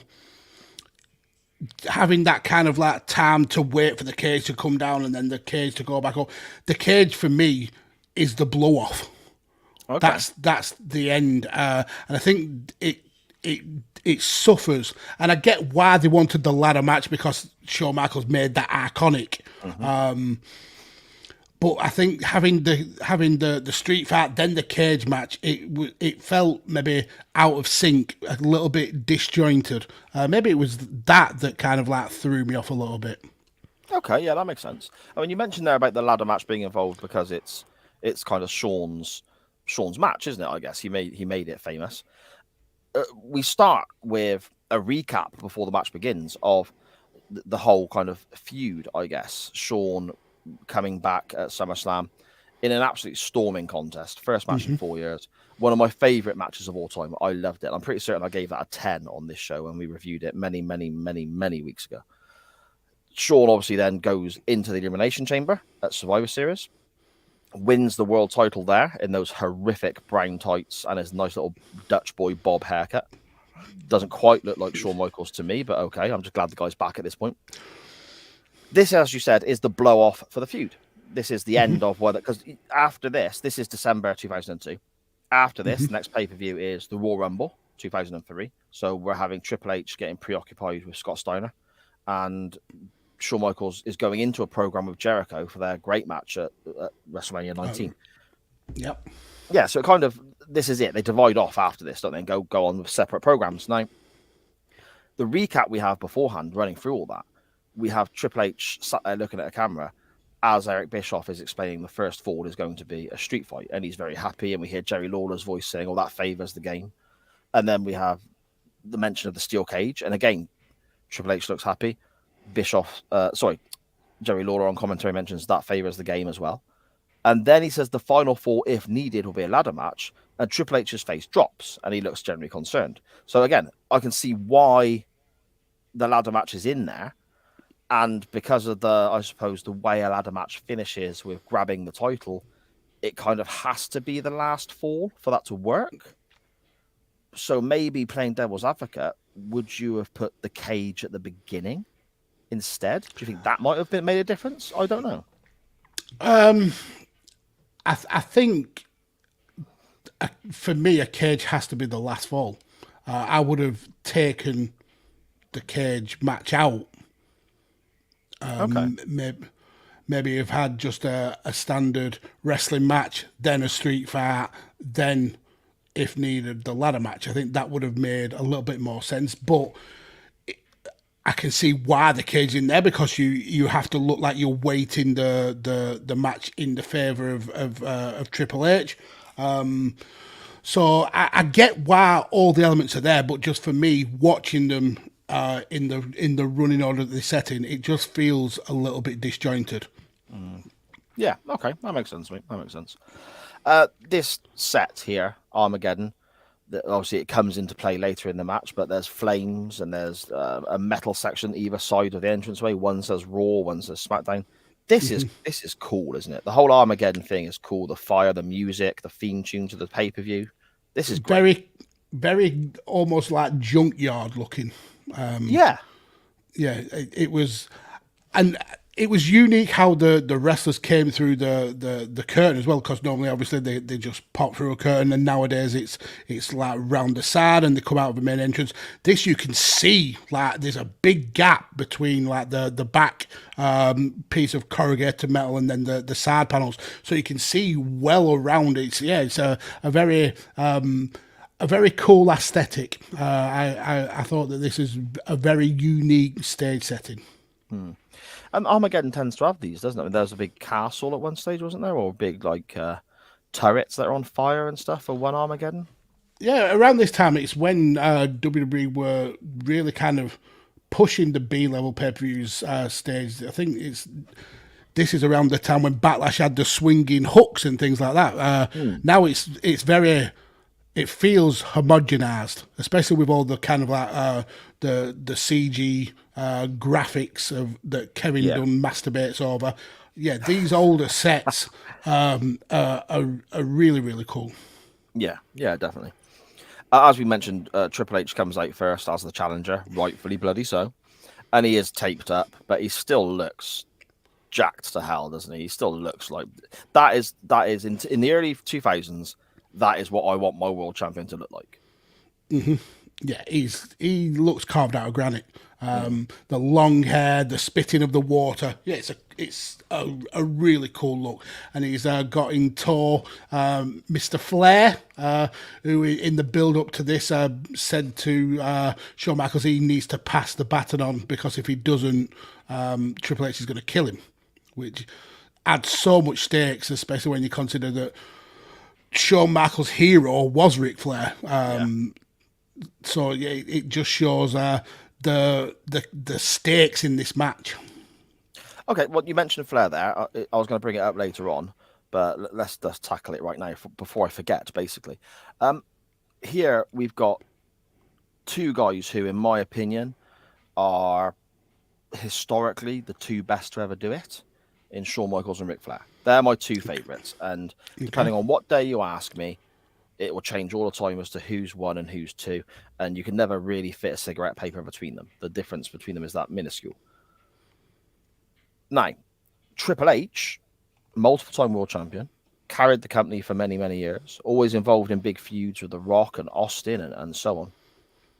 In your opinion, Magsy, where does he fit in the argument of greatest of all time, or in that in different groups of is he that top tier with the likes of Flair, or is he a bit lower down with other names that you could possibly mention?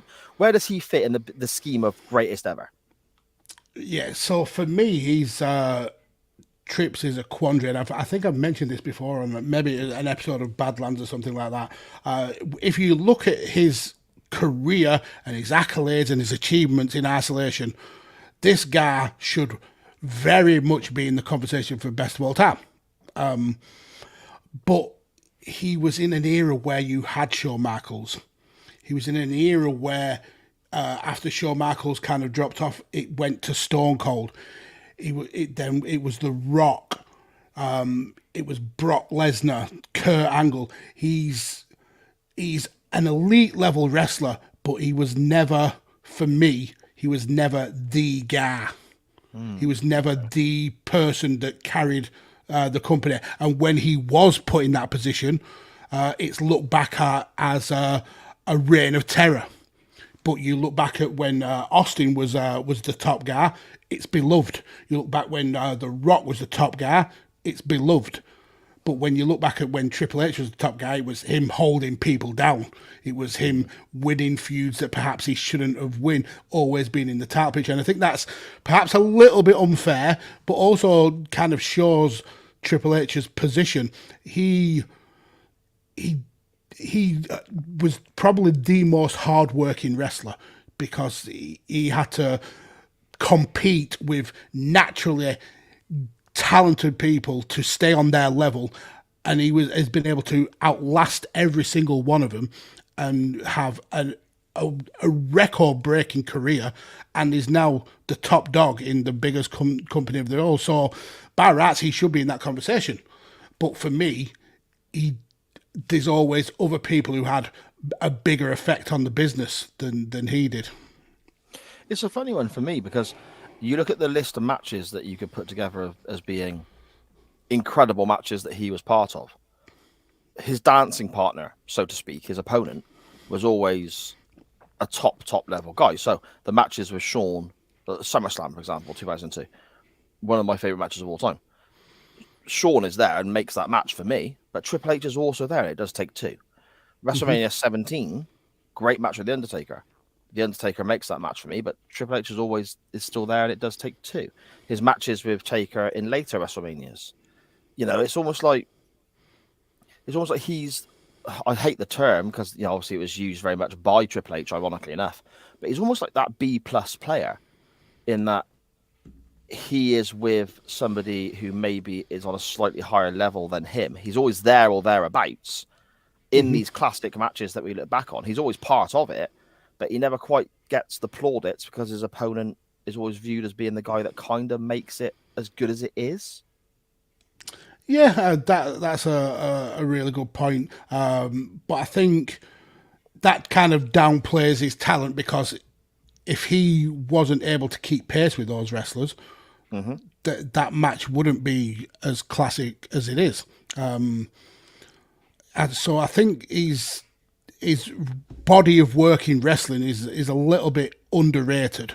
But in terms of being a GOAT in the conversation for the Mount Rushmore, I don't think he is there for me, because there is people who've made way more of an impact. Yeah, no, that's fair enough, mate. That's fair enough. Shawn comes out, and I think he looks great here, because this is the first time. Still got that very short, like you said, Dutch white haircut. It's a bit off, isn't it? Yeah, but he's got the glittery, daft, ridiculous half jacket. The mirror, the little circle mirror jacket. Yeah, and he's doing the dance to his music, and all of a sudden he looks like Shawn Michaels. He's not quite yet, because the hair hasn't grown back or whatever, but here he looks like Shawn Michaels to me for the first time. Obviously, the SummerSlam match, he's in jeans and a t-shirt. Survivor Series, he's in those horrible poo-poo brown tights. This is the first big pay-per-view match. And of course, he's walking out with that big gold belt around his waist as well, which I actually adore. That belt. It's my favorite wrestler wearing my favorite title belt. And the red tights with the Shawn Michaels hearts on it and all that. To me, this is the first time since his return after being away for 4 years where it felt like Shawn Michaels was really back. Yeah, and it's kind of weird how his title run was only, a month? Yeah. A month back on top, and he came back in 2002, was around till, 2010? And this was the only major world title run that he had.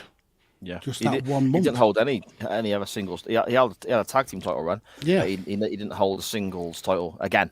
So, bit of a waste opportunity, maybe. I mean, maybe that was his choice. He was in the position where he could come and go as he pleases. What if if a storyline interested him is there? If not, then he can kind of like go and do his own thing. But yeah, it for how good people praise his 2002 run. I mean, we both said it's arguably the best run of his career. It's his least. He wins the least amount of accolades in that run. It's a really interesting that his best work got him the least amount of achievements. Yeah, definitely.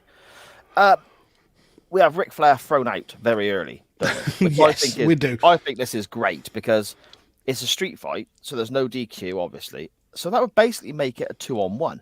So it kind of makes sense in a storyline way to make it this 1-on-1 contest to start off the bat. So I think that's quite a clever thing they did. Yeah, it is. And it's not like Ric Flair won't be back later on, making an absolute tit of himself. But you're right. It makes sense to throw him out of this because otherwise, this first fall would have been over pretty quickly with the numbers game. Yeah. Being a street fight, obviously, weapons are involved, and we get those very, very early. Triple H is grabbing at trash cans. I mean, under the ring is obviously the safest place to store all of this stuff, apparently. Yeah. So we have a collection of tables, ladders, and all sorts under there. But a trash can is first selected, Magsy, isn't it? Yeah, I mean, that's where I always put my trash can and my kendo sticks under a wrestling ring. Yeah, the safest place for them, Yeah, absolutely. Yeah, without and there's tables end up being brought out pretty early. It starts off as a pretty much a tame version of a hardcore match, I suppose. Yeah, like a PG hardcore match. We get a moment where Triple H is on the outside and he's set up a trash can on the floor, and Michaels is doing like a kind of a plancha, kind of springboard effort over the top rope to the floor. I'm assuming he is supposed to hit the trash can here. Yeah. But he's nowhere near, is he? No. It was very misjudged. Yes, it didn't go well. But then we see our first table coming out quite early on. And I think this is where there's some good storytelling in this match. Whereas I didn't like the pacing of it and it felt slow and long, as we described.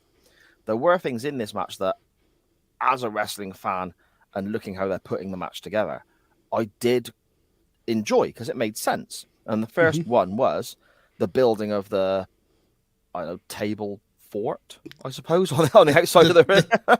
The table tower. That's better. Table tower, yeah. The first table comes out, starts getting set up. But here we can see Triple H. This is the first time I really notice him struggling. He's limping quite a bit and he's holding the back. But he's not doing the Bret Hart limp where he's selling an injury. It's almost like he's trying. Yeah, he's trying not to limp, but can't help it, Mags, isn't he's trying to fight through it, yeah. Yeah. This is where I've got my first note saying, shit, this is slow. Yeah, this first fall is what I think it's like 2/3 of the whole match. Really kind of slow paced. It does get exciting towards the end. Obviously, we get some battling around the rings and into the apron and stuff like that. But when they start going up the aisle. To the fire that's been there all the way throughout the pay-per-view, and Triple H he pulls out Barbie, the 2x4 wrapped in barbed wire, and he looks like he's going to absolutely cave Shawn Michaels' head in with it. And then he stops, and it almost looks like we're getting a little bit of compassion from Triple H. He stops, like, I'm going too far, rather than this is meant to be my best friend. And then he looks back and you clock exactly what he's going to do with this barbed wire 2x4, puts it into the flames, sets it on fire, and this is where you think it's going to get good.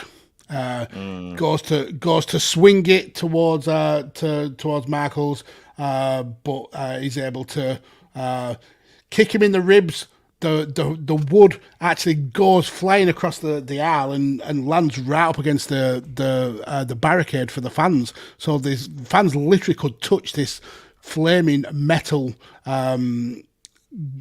barbed wire. The flames were very 2 big by as 4. well up against that. When it was against it was almost like they had the crowd barrier to almost ride up against, and there were people like putting their arms across, and you're thinking, my God, that's dangerous. That's a lawsuit waiting to happen, isn't it? Exactly. But we see Michaels pick it up, and he lamps Triple H in the face with it. You can tell that he doesn't quite make contact because there's no scalded skin or anything like that. But Trips does a really good job of blading, and the blood starts pouring out of him. Yes, and that's the first person of many that we're going to see bleeding all over the place, isn't it, Mags? It's a reoccurring theme from this moment on. Before this, however, we did have a figure 4 spot as well, didn't we? That seems to go on for what felt like forever. Half my life. Yeah, forever. It went on so long. But again, I wonder how much of this is done because Triple H isn't as mobile as he wants. You got to bear in mind as well, his opponent has barely been in the ring for 4 years. Mm-hmm. So this is, I think up to Survivor Series, he'd only had 2 matches. It was SummerSlam and the Elimination Chamber. So yeah. So you got a guy who hasn't green. wrestled. Yeah, you got a guy who hasn't wrestled, and then you got another guy who's on one leg. So I kind of look at it and think certain aspects of this match were done in a way to maybe help with the shortcomings of Triple H there, because he would have been carrying the match, wouldn't he? Let's be honest.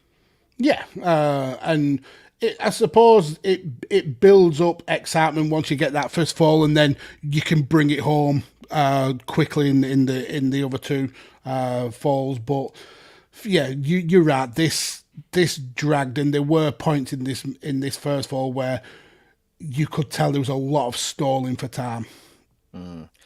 Yeah, but I mean, when we get to the actual finish, well, first of all, before we get there, I want to discuss moves onto an open chair, because I've got such an appreciation for this. We see it a lot with Triple H onto Shawn Michaels with regards to the back injury. We saw it at SummerSlam and so on. The chair is open, so in the seated position, I guess.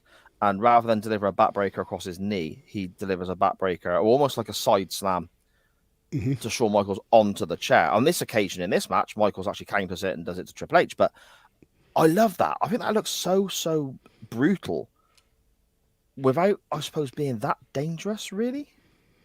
Yeah, you're right. And then it comes into effect later on in the match, going towards the finish when Michaels sets up a chair, and Trips does the dropped hold, and Michaels hits that chair face first. Yeah, it's great storytelling by both the guys. That was the next one I was going to mention, actually, about the sort of moves onto an open chair, the drop toe hold, and we see that fairly regular even now in modern day wrestling. But the sort of the backbreaker onto the open chair, I don't think we see that much anymore. Really? No, normally it's 2 chairs face to face to make almost like a fake table, where this is just the 1 chair. But the drop toe hold face first onto a chair, I think we still see pretty regular. And I think that is done really, really well here. And then this I really enjoyed. Shawn Michaels does his nip up, as they call it, onto his feet. But by this point, he's already suffered a bit of an injury to his knee that Triple H has been working over and so on the outside and that.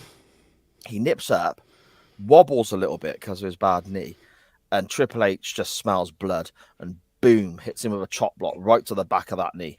And that was the most that really got me, because it was the most realistic moment, I think, of this whole first fall.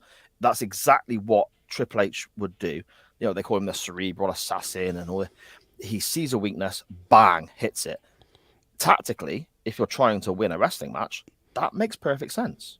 Yeah, it was of all the wrestling in this first fall, that was the bit with the most pace, because like you said, he sensed the weakness, chops the knee, and then straight away into the pedigree and gets the pin.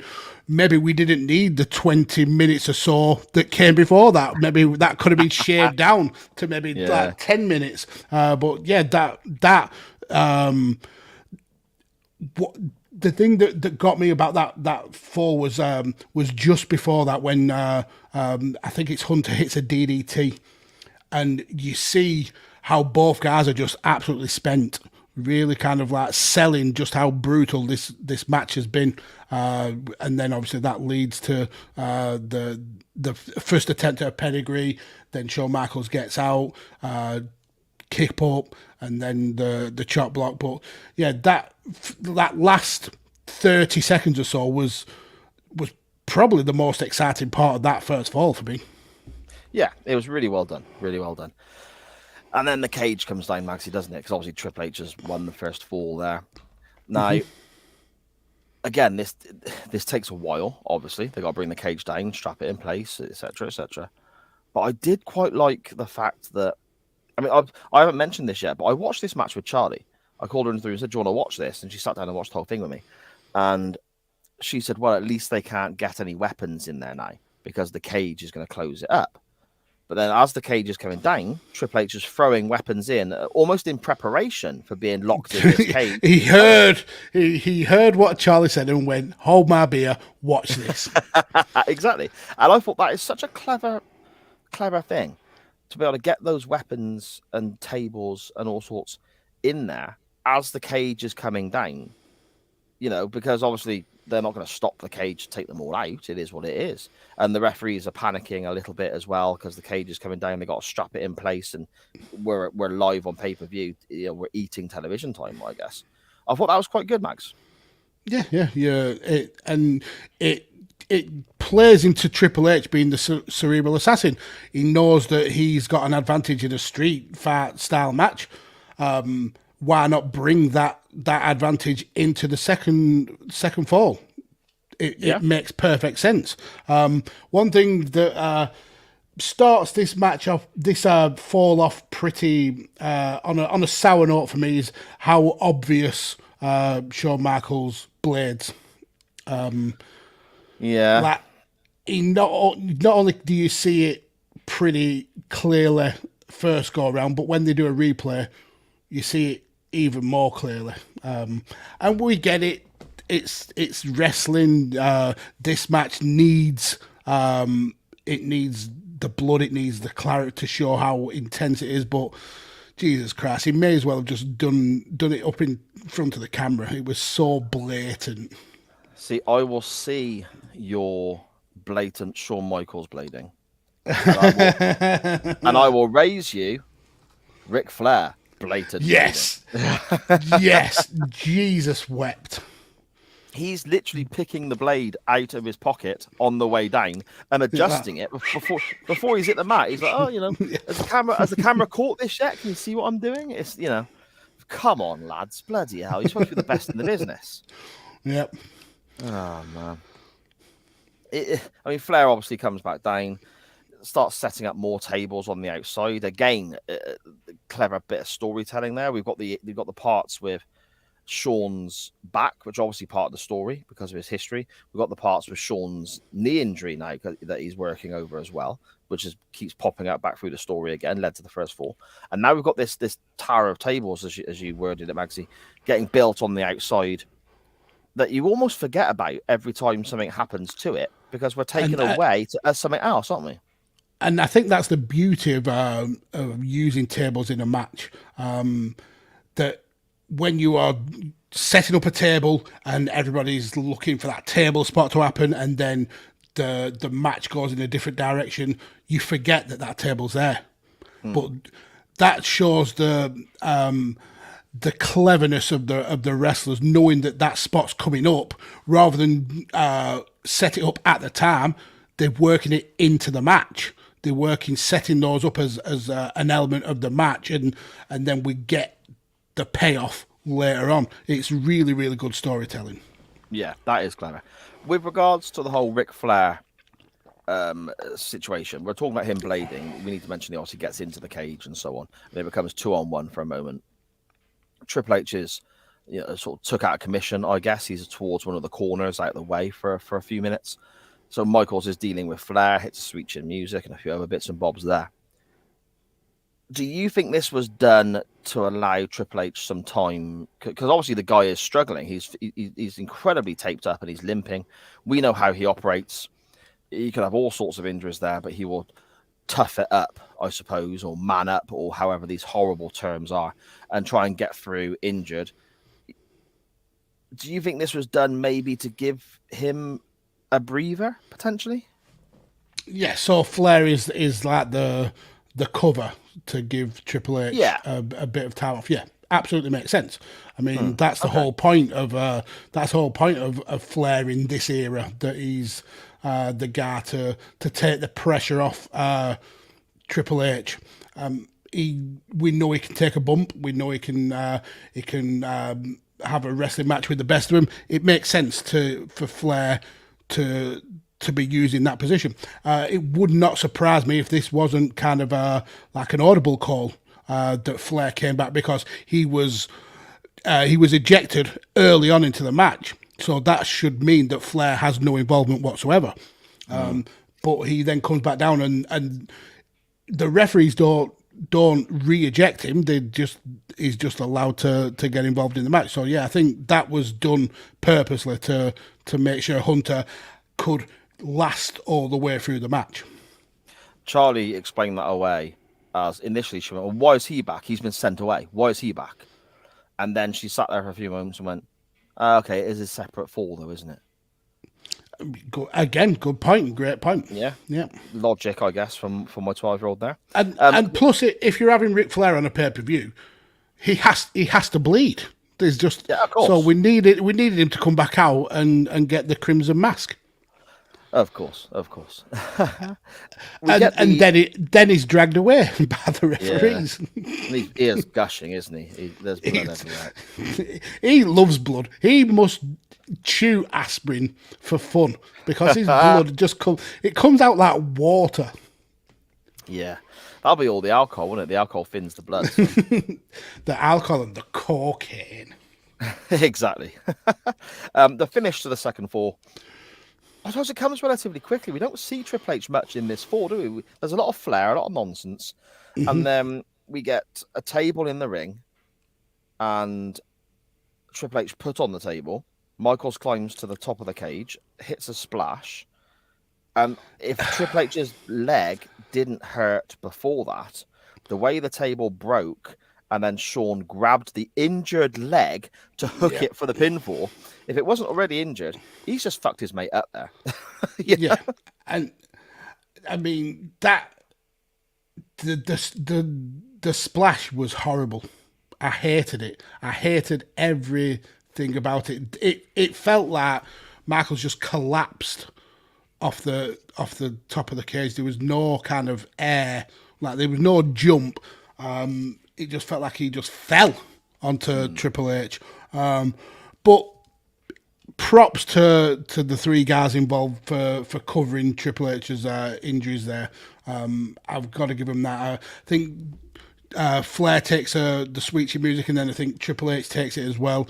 Sets up on the table. This fall, is about 8 minutes, maybe 9 minutes. Yeah, it's really quick for a cage fall. But yeah, you're right. Triple H going through that table, that must have hurt. And then, like I said, Shawn Michaels grabbing his injured leg. Yeah, that was a bit of bullshit from his mate.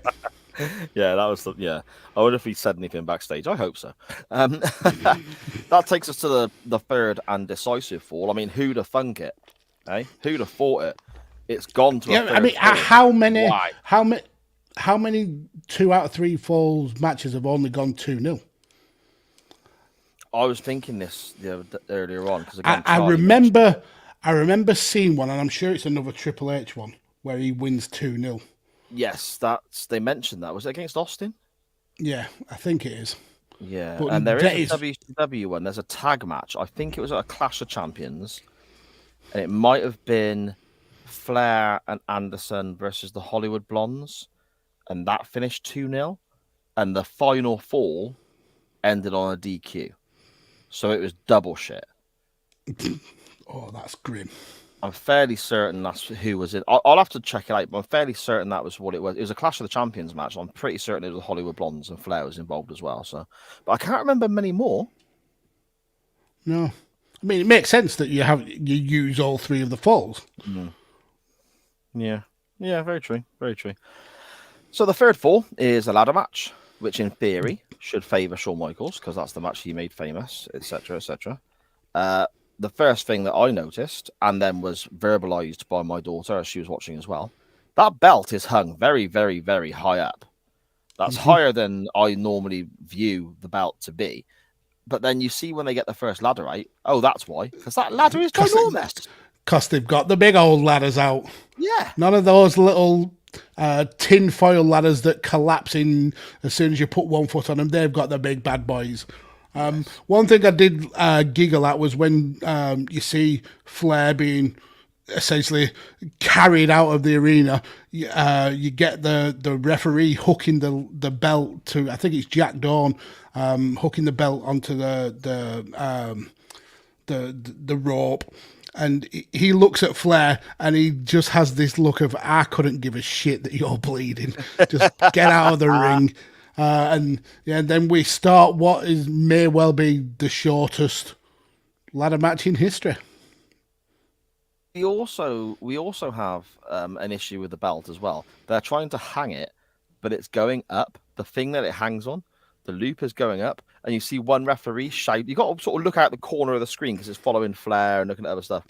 But the thing the belt hangs on is going up, and they've not done it up yet. And the one referee starts yelling across to somebody else to get, stop. Can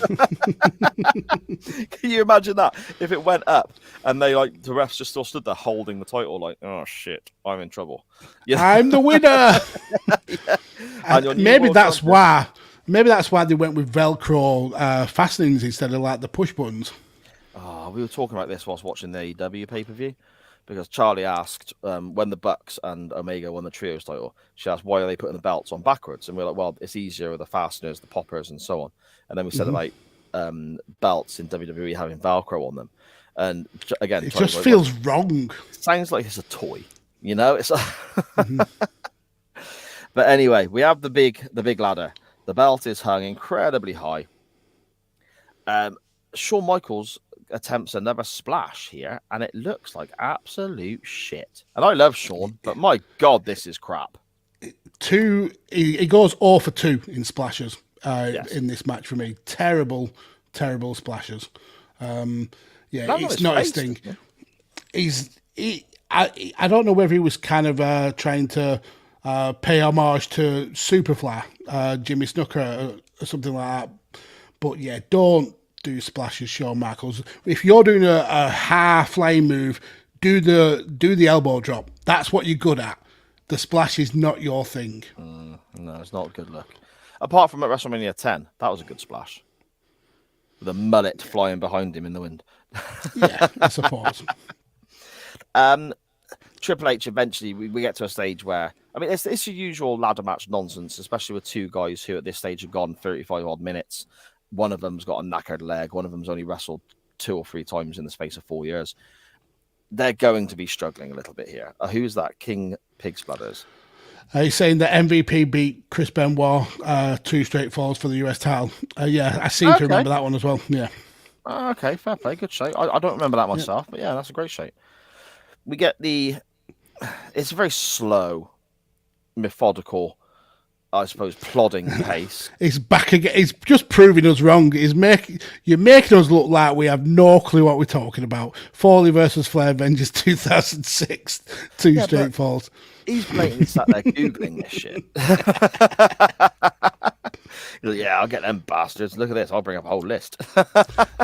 That's what they get for not liking Nottingham Rock. Exactly. But again, not a lot happens in this fall. There's more. Both guys are knackered. Yeah, exactly. Both guys are absolutely knackered. You're getting the crazy slow climb. I mean, you wouldn't want Shawn Michaels or Triple H to be painters and decorators, would you? It would take her 3 weeks to hang your wallpaper. It's insane how long it takes them to get up a bloody ladder. And they're like, oh, and then they grab a leg and they fall back down. And all I mean, don't get me wrong, physical exhaustion, I fully understand. I experienced But it. just going it's to the climbing a shop. fucking ladder. It's yeah, climbing a ladder, lads. Get it done properly. Yes, indeed. We get a pedigree by Triple H, which is quite a good, I suppose, throwback to the first fall, because that's how he won the first fall with his finish.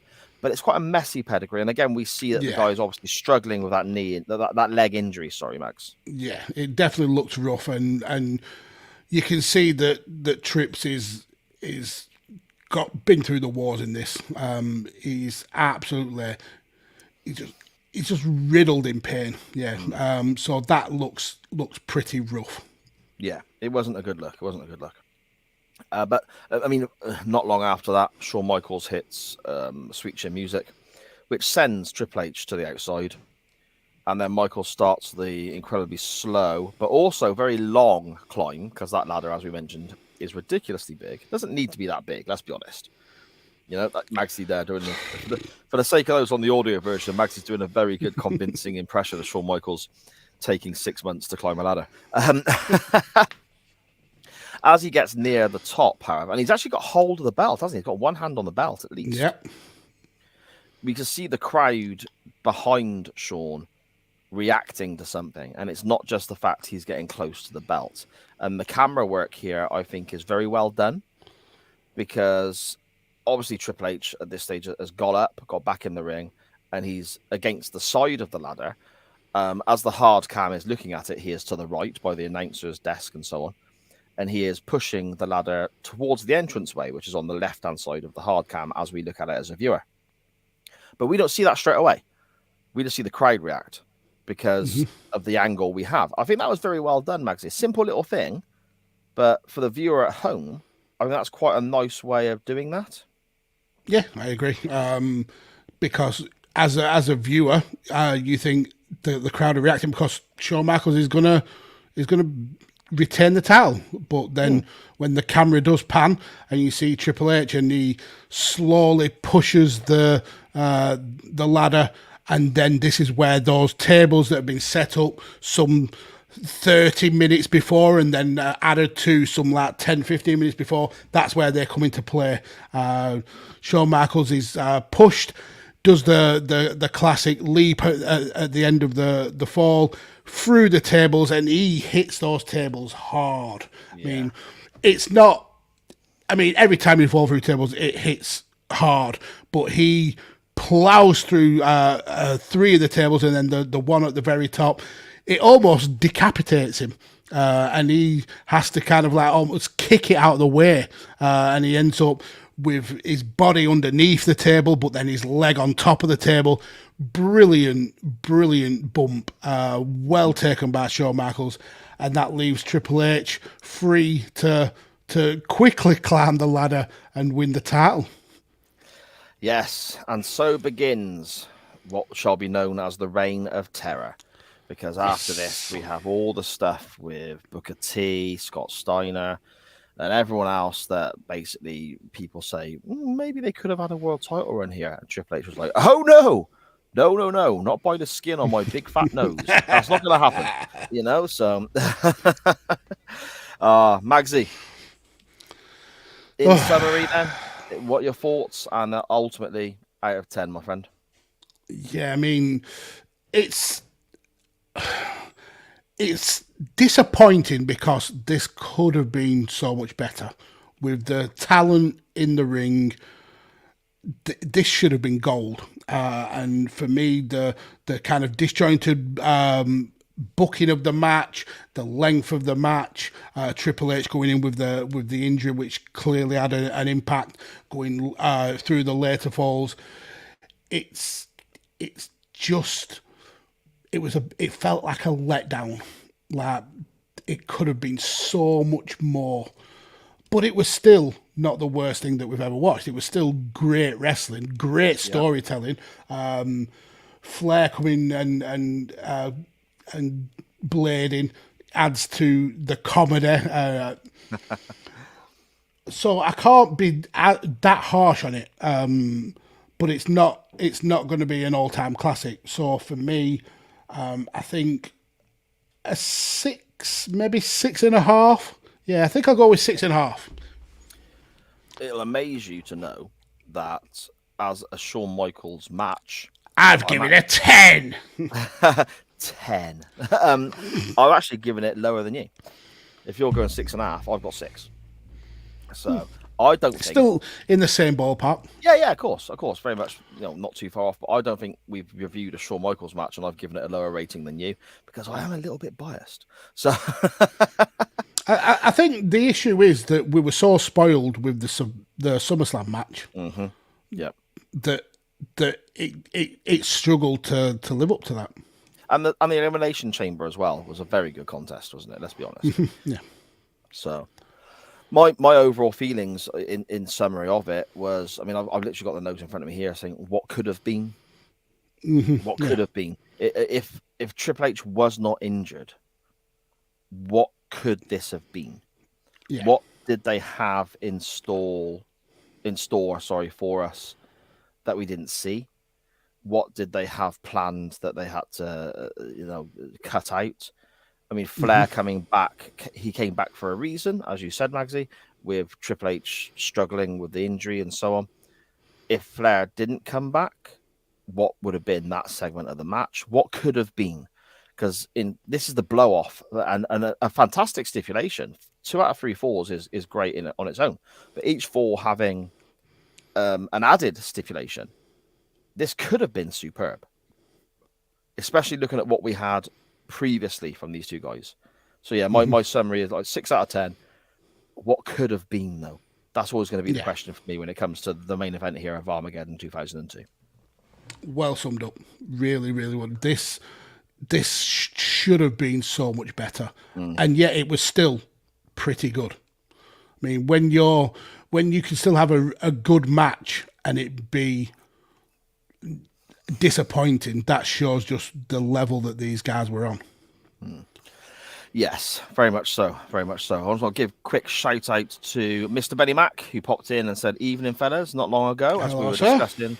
Benny is doing fantastic work on the SJP World Media Network with the Nothingness show that comes out on a Sunday, and In the Corner as well, taking a look at WWE, well, basically every show, Raw, SmackDown. He watches, so you don't have to. And it's great. I love it. And Brilliant. I was on In the Corner today. The show has already dropped on the network, reviewing Clash at the Castle. And I had a great time talking to Benny. We discussed all sorts of different aspects. So go and check that show out as well. Fantastic podcaster, fantastic talent.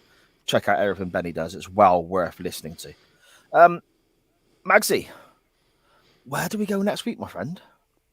Okay, so with this being the debut episode on the new network, I wanted to change up the way I link matches. Instead of going with the classic, the rules. I mean, there is a link. It is definitely linking to this match, but normally we pick a wrestler or an event or a stadium. My link is a little bit more tenuous than that. So in this match, we had Triple H versus HBK. And that got me thinking just how much the wrestling world loves naming things with 3 letters. So obviously you've got WCW, WWE, AEW. Most wrestling companies have a 3-letter name. Then in terms of wrestlers, you've got Triple H, HBK, Eminem, RKO, lots of kind of like linking to 3 letters as the name. And for me, there's one that I haven't mentioned, which is probably one of the people who kind of carried the WWE or specifically SmackDown for quite a while, and that's JBL. Ooh, and we haven't had a lot of JBL on the show. And he had one career-defining feud for me, the one with Eddie Guerrero. So I thought, let's go back to how that started. Eddie Guerrero and JBL. That feud was, I think it was very early. I think it was actually the first feud that JBL had post APA when he started with the kind of the rich Texan kind of cowboy character. And Three initials again there. Look, APA. Yeah, exactly. It's just everywhere. It's just the wrestling biz. CWF, the three most important letters in the wrestling world. For life, mate. Exactly. So I am going to link to a match. I'm going to link to Eddie Guerrero facing off against JBL from Judgment Day 2004, the first match of their trilogy of matches over the WWE title. Okay, refresh my memory, Maxie. Is this the one with the blood? This is the one where JBL kicks a lot of Mexicans back over the border. Right, okay. Now, JBL at this time, I thought was superb because he got so much heat and little touches, like when he'd walk to the ring and he'd go over and see a baby, and then he'd turn his back and put anti-pack gel on his hands and stuff because he's touched one of the audience. Great character. It is the match. It is the match with Eddie Guerrero losing loads of blood as well. Yeah, that is a really. I mean, it's remembered for that blood loss, but it's not just about that. It's brilliant. I mean, Guerrero is fantastic. JBL is incredible at this time. Yeah, and the match underrated as a champion. Very underrated. Totally. Not bad of a person, but underrated as a WWE champion. And the match itself, again, remembered for the famous pictures, images, clips you'll see of the blood and all that. But it's not just that. It's a really, really good match. Big guy versus little guy. Proper popular babyface versus despised heel. You know, right up until the blood spot and so on, the chair shot that caused the big cut and so on. Such a good match, Maxie. That is fantastic. That's a great shape. Hopefully I can keep up my winning ways. Like, for me, I've got two options. One I put up on the poll before and it lost, but it's one of my favourite matches of all time. There's a possibility it will get a 10. It's that good, but it does involve Chris Benoit. So I'm always a bit, do you know, I don't want to go, obviously we don't go into details, everyone's fully aware, but I'm always a little bit like, and I fucking hate Benoit for that as well as what he did, for making me not being able to just to go, oh yeah, let's go to this because it's great. I got to second guess what I like in wrestling now because of that piece of shit and what he fucking did that night. Yep. So on that note, I'm not going to go with that one. I'm going to go with the other one. Fuck it. I can't in my right mind pick Benoit. I know we've had the conversation before and everyone in the CWF came forward and said it's fine. If you want to pick a Benoit match, we'll pick a Benoit match. But I some days I think I can do it. Some days I don't. I'm going to go with something else. I'm going to use Shawn Michaels as the link, which will be no surprise to anybody because if I get a chance to watch more Shawn, I will do it. I'm going to go to 2007 and potentially, well, what was called the best match of Monday Night Raw that year. And it also features quite highly when there's ever any of these lists of the best Monday Night Raw matches of all time and all that sort of stuff. And it was a rematch from that year's WrestleMania main event. And we have Shawn Michaels, April the 23rd, 2007, in London, I believe, facing John Cena for the WWE Championship. And they are given, effectively, the match doesn't go an hour, but because of adverts and so on, but they are given, effectively, the last hour of the TV show and just told, go out there and tell us a story. And as I said, it was voted, I don't know whereabouts, but it was voted the best Raw match of 2007. And when you see these countdowns of best matches in Raw history, you always get Perfect versus Flair, Loser Leaves Town in 93, and all this stuff, the usuals popping up, Magsy. But this one is always in the reckoning as well. Doesn't win normally, but it's always quite up there. I've not seen this match in a long, long time. I was all about Shawn Michaels beating Cena in 2007 at WrestleMania. Didn't happen. When they had the rematch in London, and it went as long as it did. I stayed up. I watched it live. I was probably sat there like a silly little mark in my Shawn Michaels t-shirt, cheering on my hero. So I think we could go back and have a little look at that. I mean, Cena in 2007.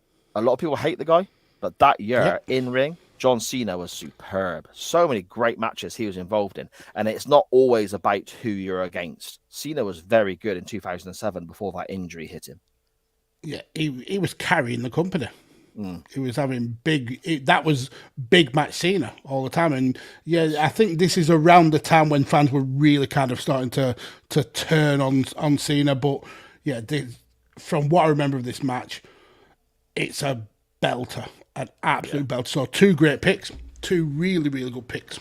Yes, and from a similar sort of era as well, that kind of mid-2000s. But yeah, those are your choices. Anyway, we have JBL versus Eddie Guerrero from Judgment Day 2004. Good guy versus bad guy. Heel versus face. Lots of blood. Fantastic action. And Eddie Guerrero is just an absolute star in everything the guy has ever done. Or we go to the April 23rd, 2007 edition of Monday Night Raw, and we take a look at John Cena wrestling Shawn Michaels for the best part of an hour and tearing the freaking house down. Those are your choices. The poll will be up on our Twitter account at @chain_wrestling. Later in the week, after the audio version has come out, it will be up before Sunday this week. But I had a few things pop up and I was busy, and you know, I went to a WWE show, so I don't care. So fuck you. But they will be up very well after the audio version hits you. Thank you so much to everybody for following us across to our new platform, our own platform, SJP World Media here. I don't think Chain Wrestling is going to be the only live show that comes out on this. There's talks already with other people, but that may be a long way off. We'll see how we go. But as always, as my wife always says, it's Monday night. You know what that means? It's Chain Wrestling Live. So thank you so much for following us here. People watching on Facebook and so on. Honestly, it means so much to me. And I know it means a lot to Magsy as well. It's fantastic. Without you, this show doesn't exist. So thank you so much for all your interactions. Magsy, is there anything in the chat we want to look at before we depart? Or let's have a quick look. Scotty Sally saying that HBK would be a horrible painter and decorator. Yeah, he absolutely would. And he says that bump through the tables is so good. Pig's Bladder, love watching Live for a Change, great show. And we massively appreciate you as well. Massively appreciate you. Thank you for coming across. And to echo what Sarah says, thank you all for coming and joining. I know how easy it is with the amount of content on YouTube. You didn't have to do that, and we massively appreciate you coming with us. It's a big change. It's been a big change for us coming over to SJP and starting. Yeah. But the minute you guys all showed up in the chat, we knew that it was going to be as good as the Radio Text. And again, as I said at the beginning of the show, thanks to Tanner, thanks to Matt, everybody of that Radio Text team. Nobody is left with any bad blood. We're all still the very best of friends. And thanks to you, Magsy, as well. Sorry to interrupt you there, bud. I keep doing that. I'm so sorry. You do. You're fucking ignorant. I'll be honest, I'm not that sorry. But thanks to you as well, Magsy, because it's very easy to sit and say thank you to Tanner, and rightfully so, by the way. I'm not taking away from that. It's very easy to say thank you to Tanner for Chain Wrestling and Chain Wrestling Live on there and so on. It's very easy to say thank you to Matt for the same reasons. And again, rightfully so. 2 absolute diamond fellas. I cannot wait until they're back creating content together, football-wise and so on. And obviously, Matt is still putting stuff out there. So go and check out Good Cop, Bad Cop and all the stuff he's involved in at the Matt Attack UK on Twitter. And also watch at it at Radio Techers on Twitter as well. Follow that, because when it comes back, you don't want to miss out. But it's very easy to say thank you, Tanner. Thank you, Matt. But thank you, Magsy, because it weren't them two and you just tagging along. You were as important, if not more so. You were definitely more so. You were a huge aspect of Radio Techers, and you were the one who came to me and said, "I want to do this." I didn't want to do this. I was nervous. I was shitting myself. I think I lost about half a stone in sweat the first time we went live. Yeah. So, yes, thank you, Tanner, of course. Yes, thank you, Matt, of course. But Magsy, thank you as well, because none of this would be happening if you hadn't stuck your neck out and said, let's do this on Techers. And you starting Techers. Let's not forget that as well. You, Tanner, and Matt starting Techers. It wasn't one or two or a different combination of what it was, the three of you together. So, thank you. I appreciate that. It just seems through my podcasting career, in inverted commas, I've been involved in some really cool projects that have burned brightly and kind of like faded quickly, and thankfully Radio Texas is not going to be like that, and the guys are going to be back better than ever. It's just real life happens. I had my issues. Tanner and Matt have got their real lives to deal with. So unfortunately, just it just fell apart, time-wise, schedule-wise. It just wasn't something that could happen at that time. But it will come back, and they'll be as good as ever. But I'm excited to be part of this new journey with you and the amazing team that you've got with SJP. And it's cool. And I've said this to you in the background, and I've said it to some of the guys in the Techers chat. It's cool just being part of the background now, a big part player in it, instead of having that the pressure of the being the face of the network and putting out so much content. I'm enjoying doing this. It's one of the highlights of my week, but it's not feeling forced, if you understand what I mean. Yeah. So not that I mean that sounds like I'm bad mouthing Radio Tech. Absolutely not. I absolutely loved all the content that I made there, but I know mentally. I wasn't in the best place, and I was doing content to fill time rather than have a passion about doing the content. Whereas now I'm in a better place mentally, and I am passionate about this show. I've always been passionate about this show from day one of the audio times. It's the highlight of my week. It's not even about the audio. It's about having a chat with you, and now a chat with the rest of the CDF. So yeah, massively appreciate every single one of you for coming along this journey with us, and thank you. Just a huge thank you. Yeah, exactly, mate. Exactly. We have Dan Griffin in the chat saying obligatory 50-50 comment of the week, for crying out loud. We've gone 2 hours 20 minutes on just one match. Don't give us 2. And Sharon here, probably a good one to finish with. Subscribe. Yes, Magsy, what is it they need to do? Because I don't really know. Is it a bell or something? So, first of all, give it a like, because apparently the algorithm works in our favour if you like the video. Subscribe, so you'll always be available for when content drops on SJP, and not, like I said, not just Chain Wrestling, but also other projects up in the pipeline. But then definitely hit the notification bell, so that when we do go live or where some content drops, it'll come into your inbox and you'll be informed that it's there for you to go and check out. So yeah, definitely do that. Exactly. Magsy, at Podfathermags on Twitter. People should follow you. Still, I've actually retweeted and liked some stuff this week. In fact, I've even tweeted as well this week, so it's slowly coming back. But yeah, follow me down here at Podfathermags. If I reply, bully for you. If not, soz. Yeah, I think I'm blocked. Yeah, but you get around that by having about 50 different Twitter accounts for all the content that you're involved in.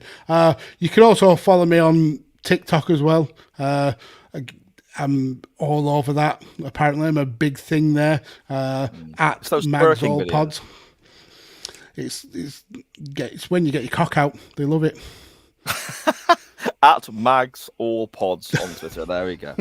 For cock videos and twerking excitement. You can follow me at SJP World Media, because my other Twitter account I will use it, of course, but this one's far more important at SJP World Media because it's not just a case of interacting with me. From there, you get links to all the shows on the network. Chain Wrestling, Nitro Nights. Today, episode 1. I'll say today, it's Monday. If you're listening on the audio version, 2 days ago.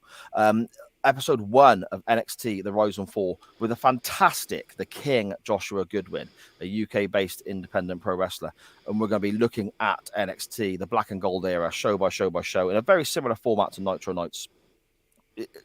We've just recorded episode 4 already, and it's really hitting its stride now.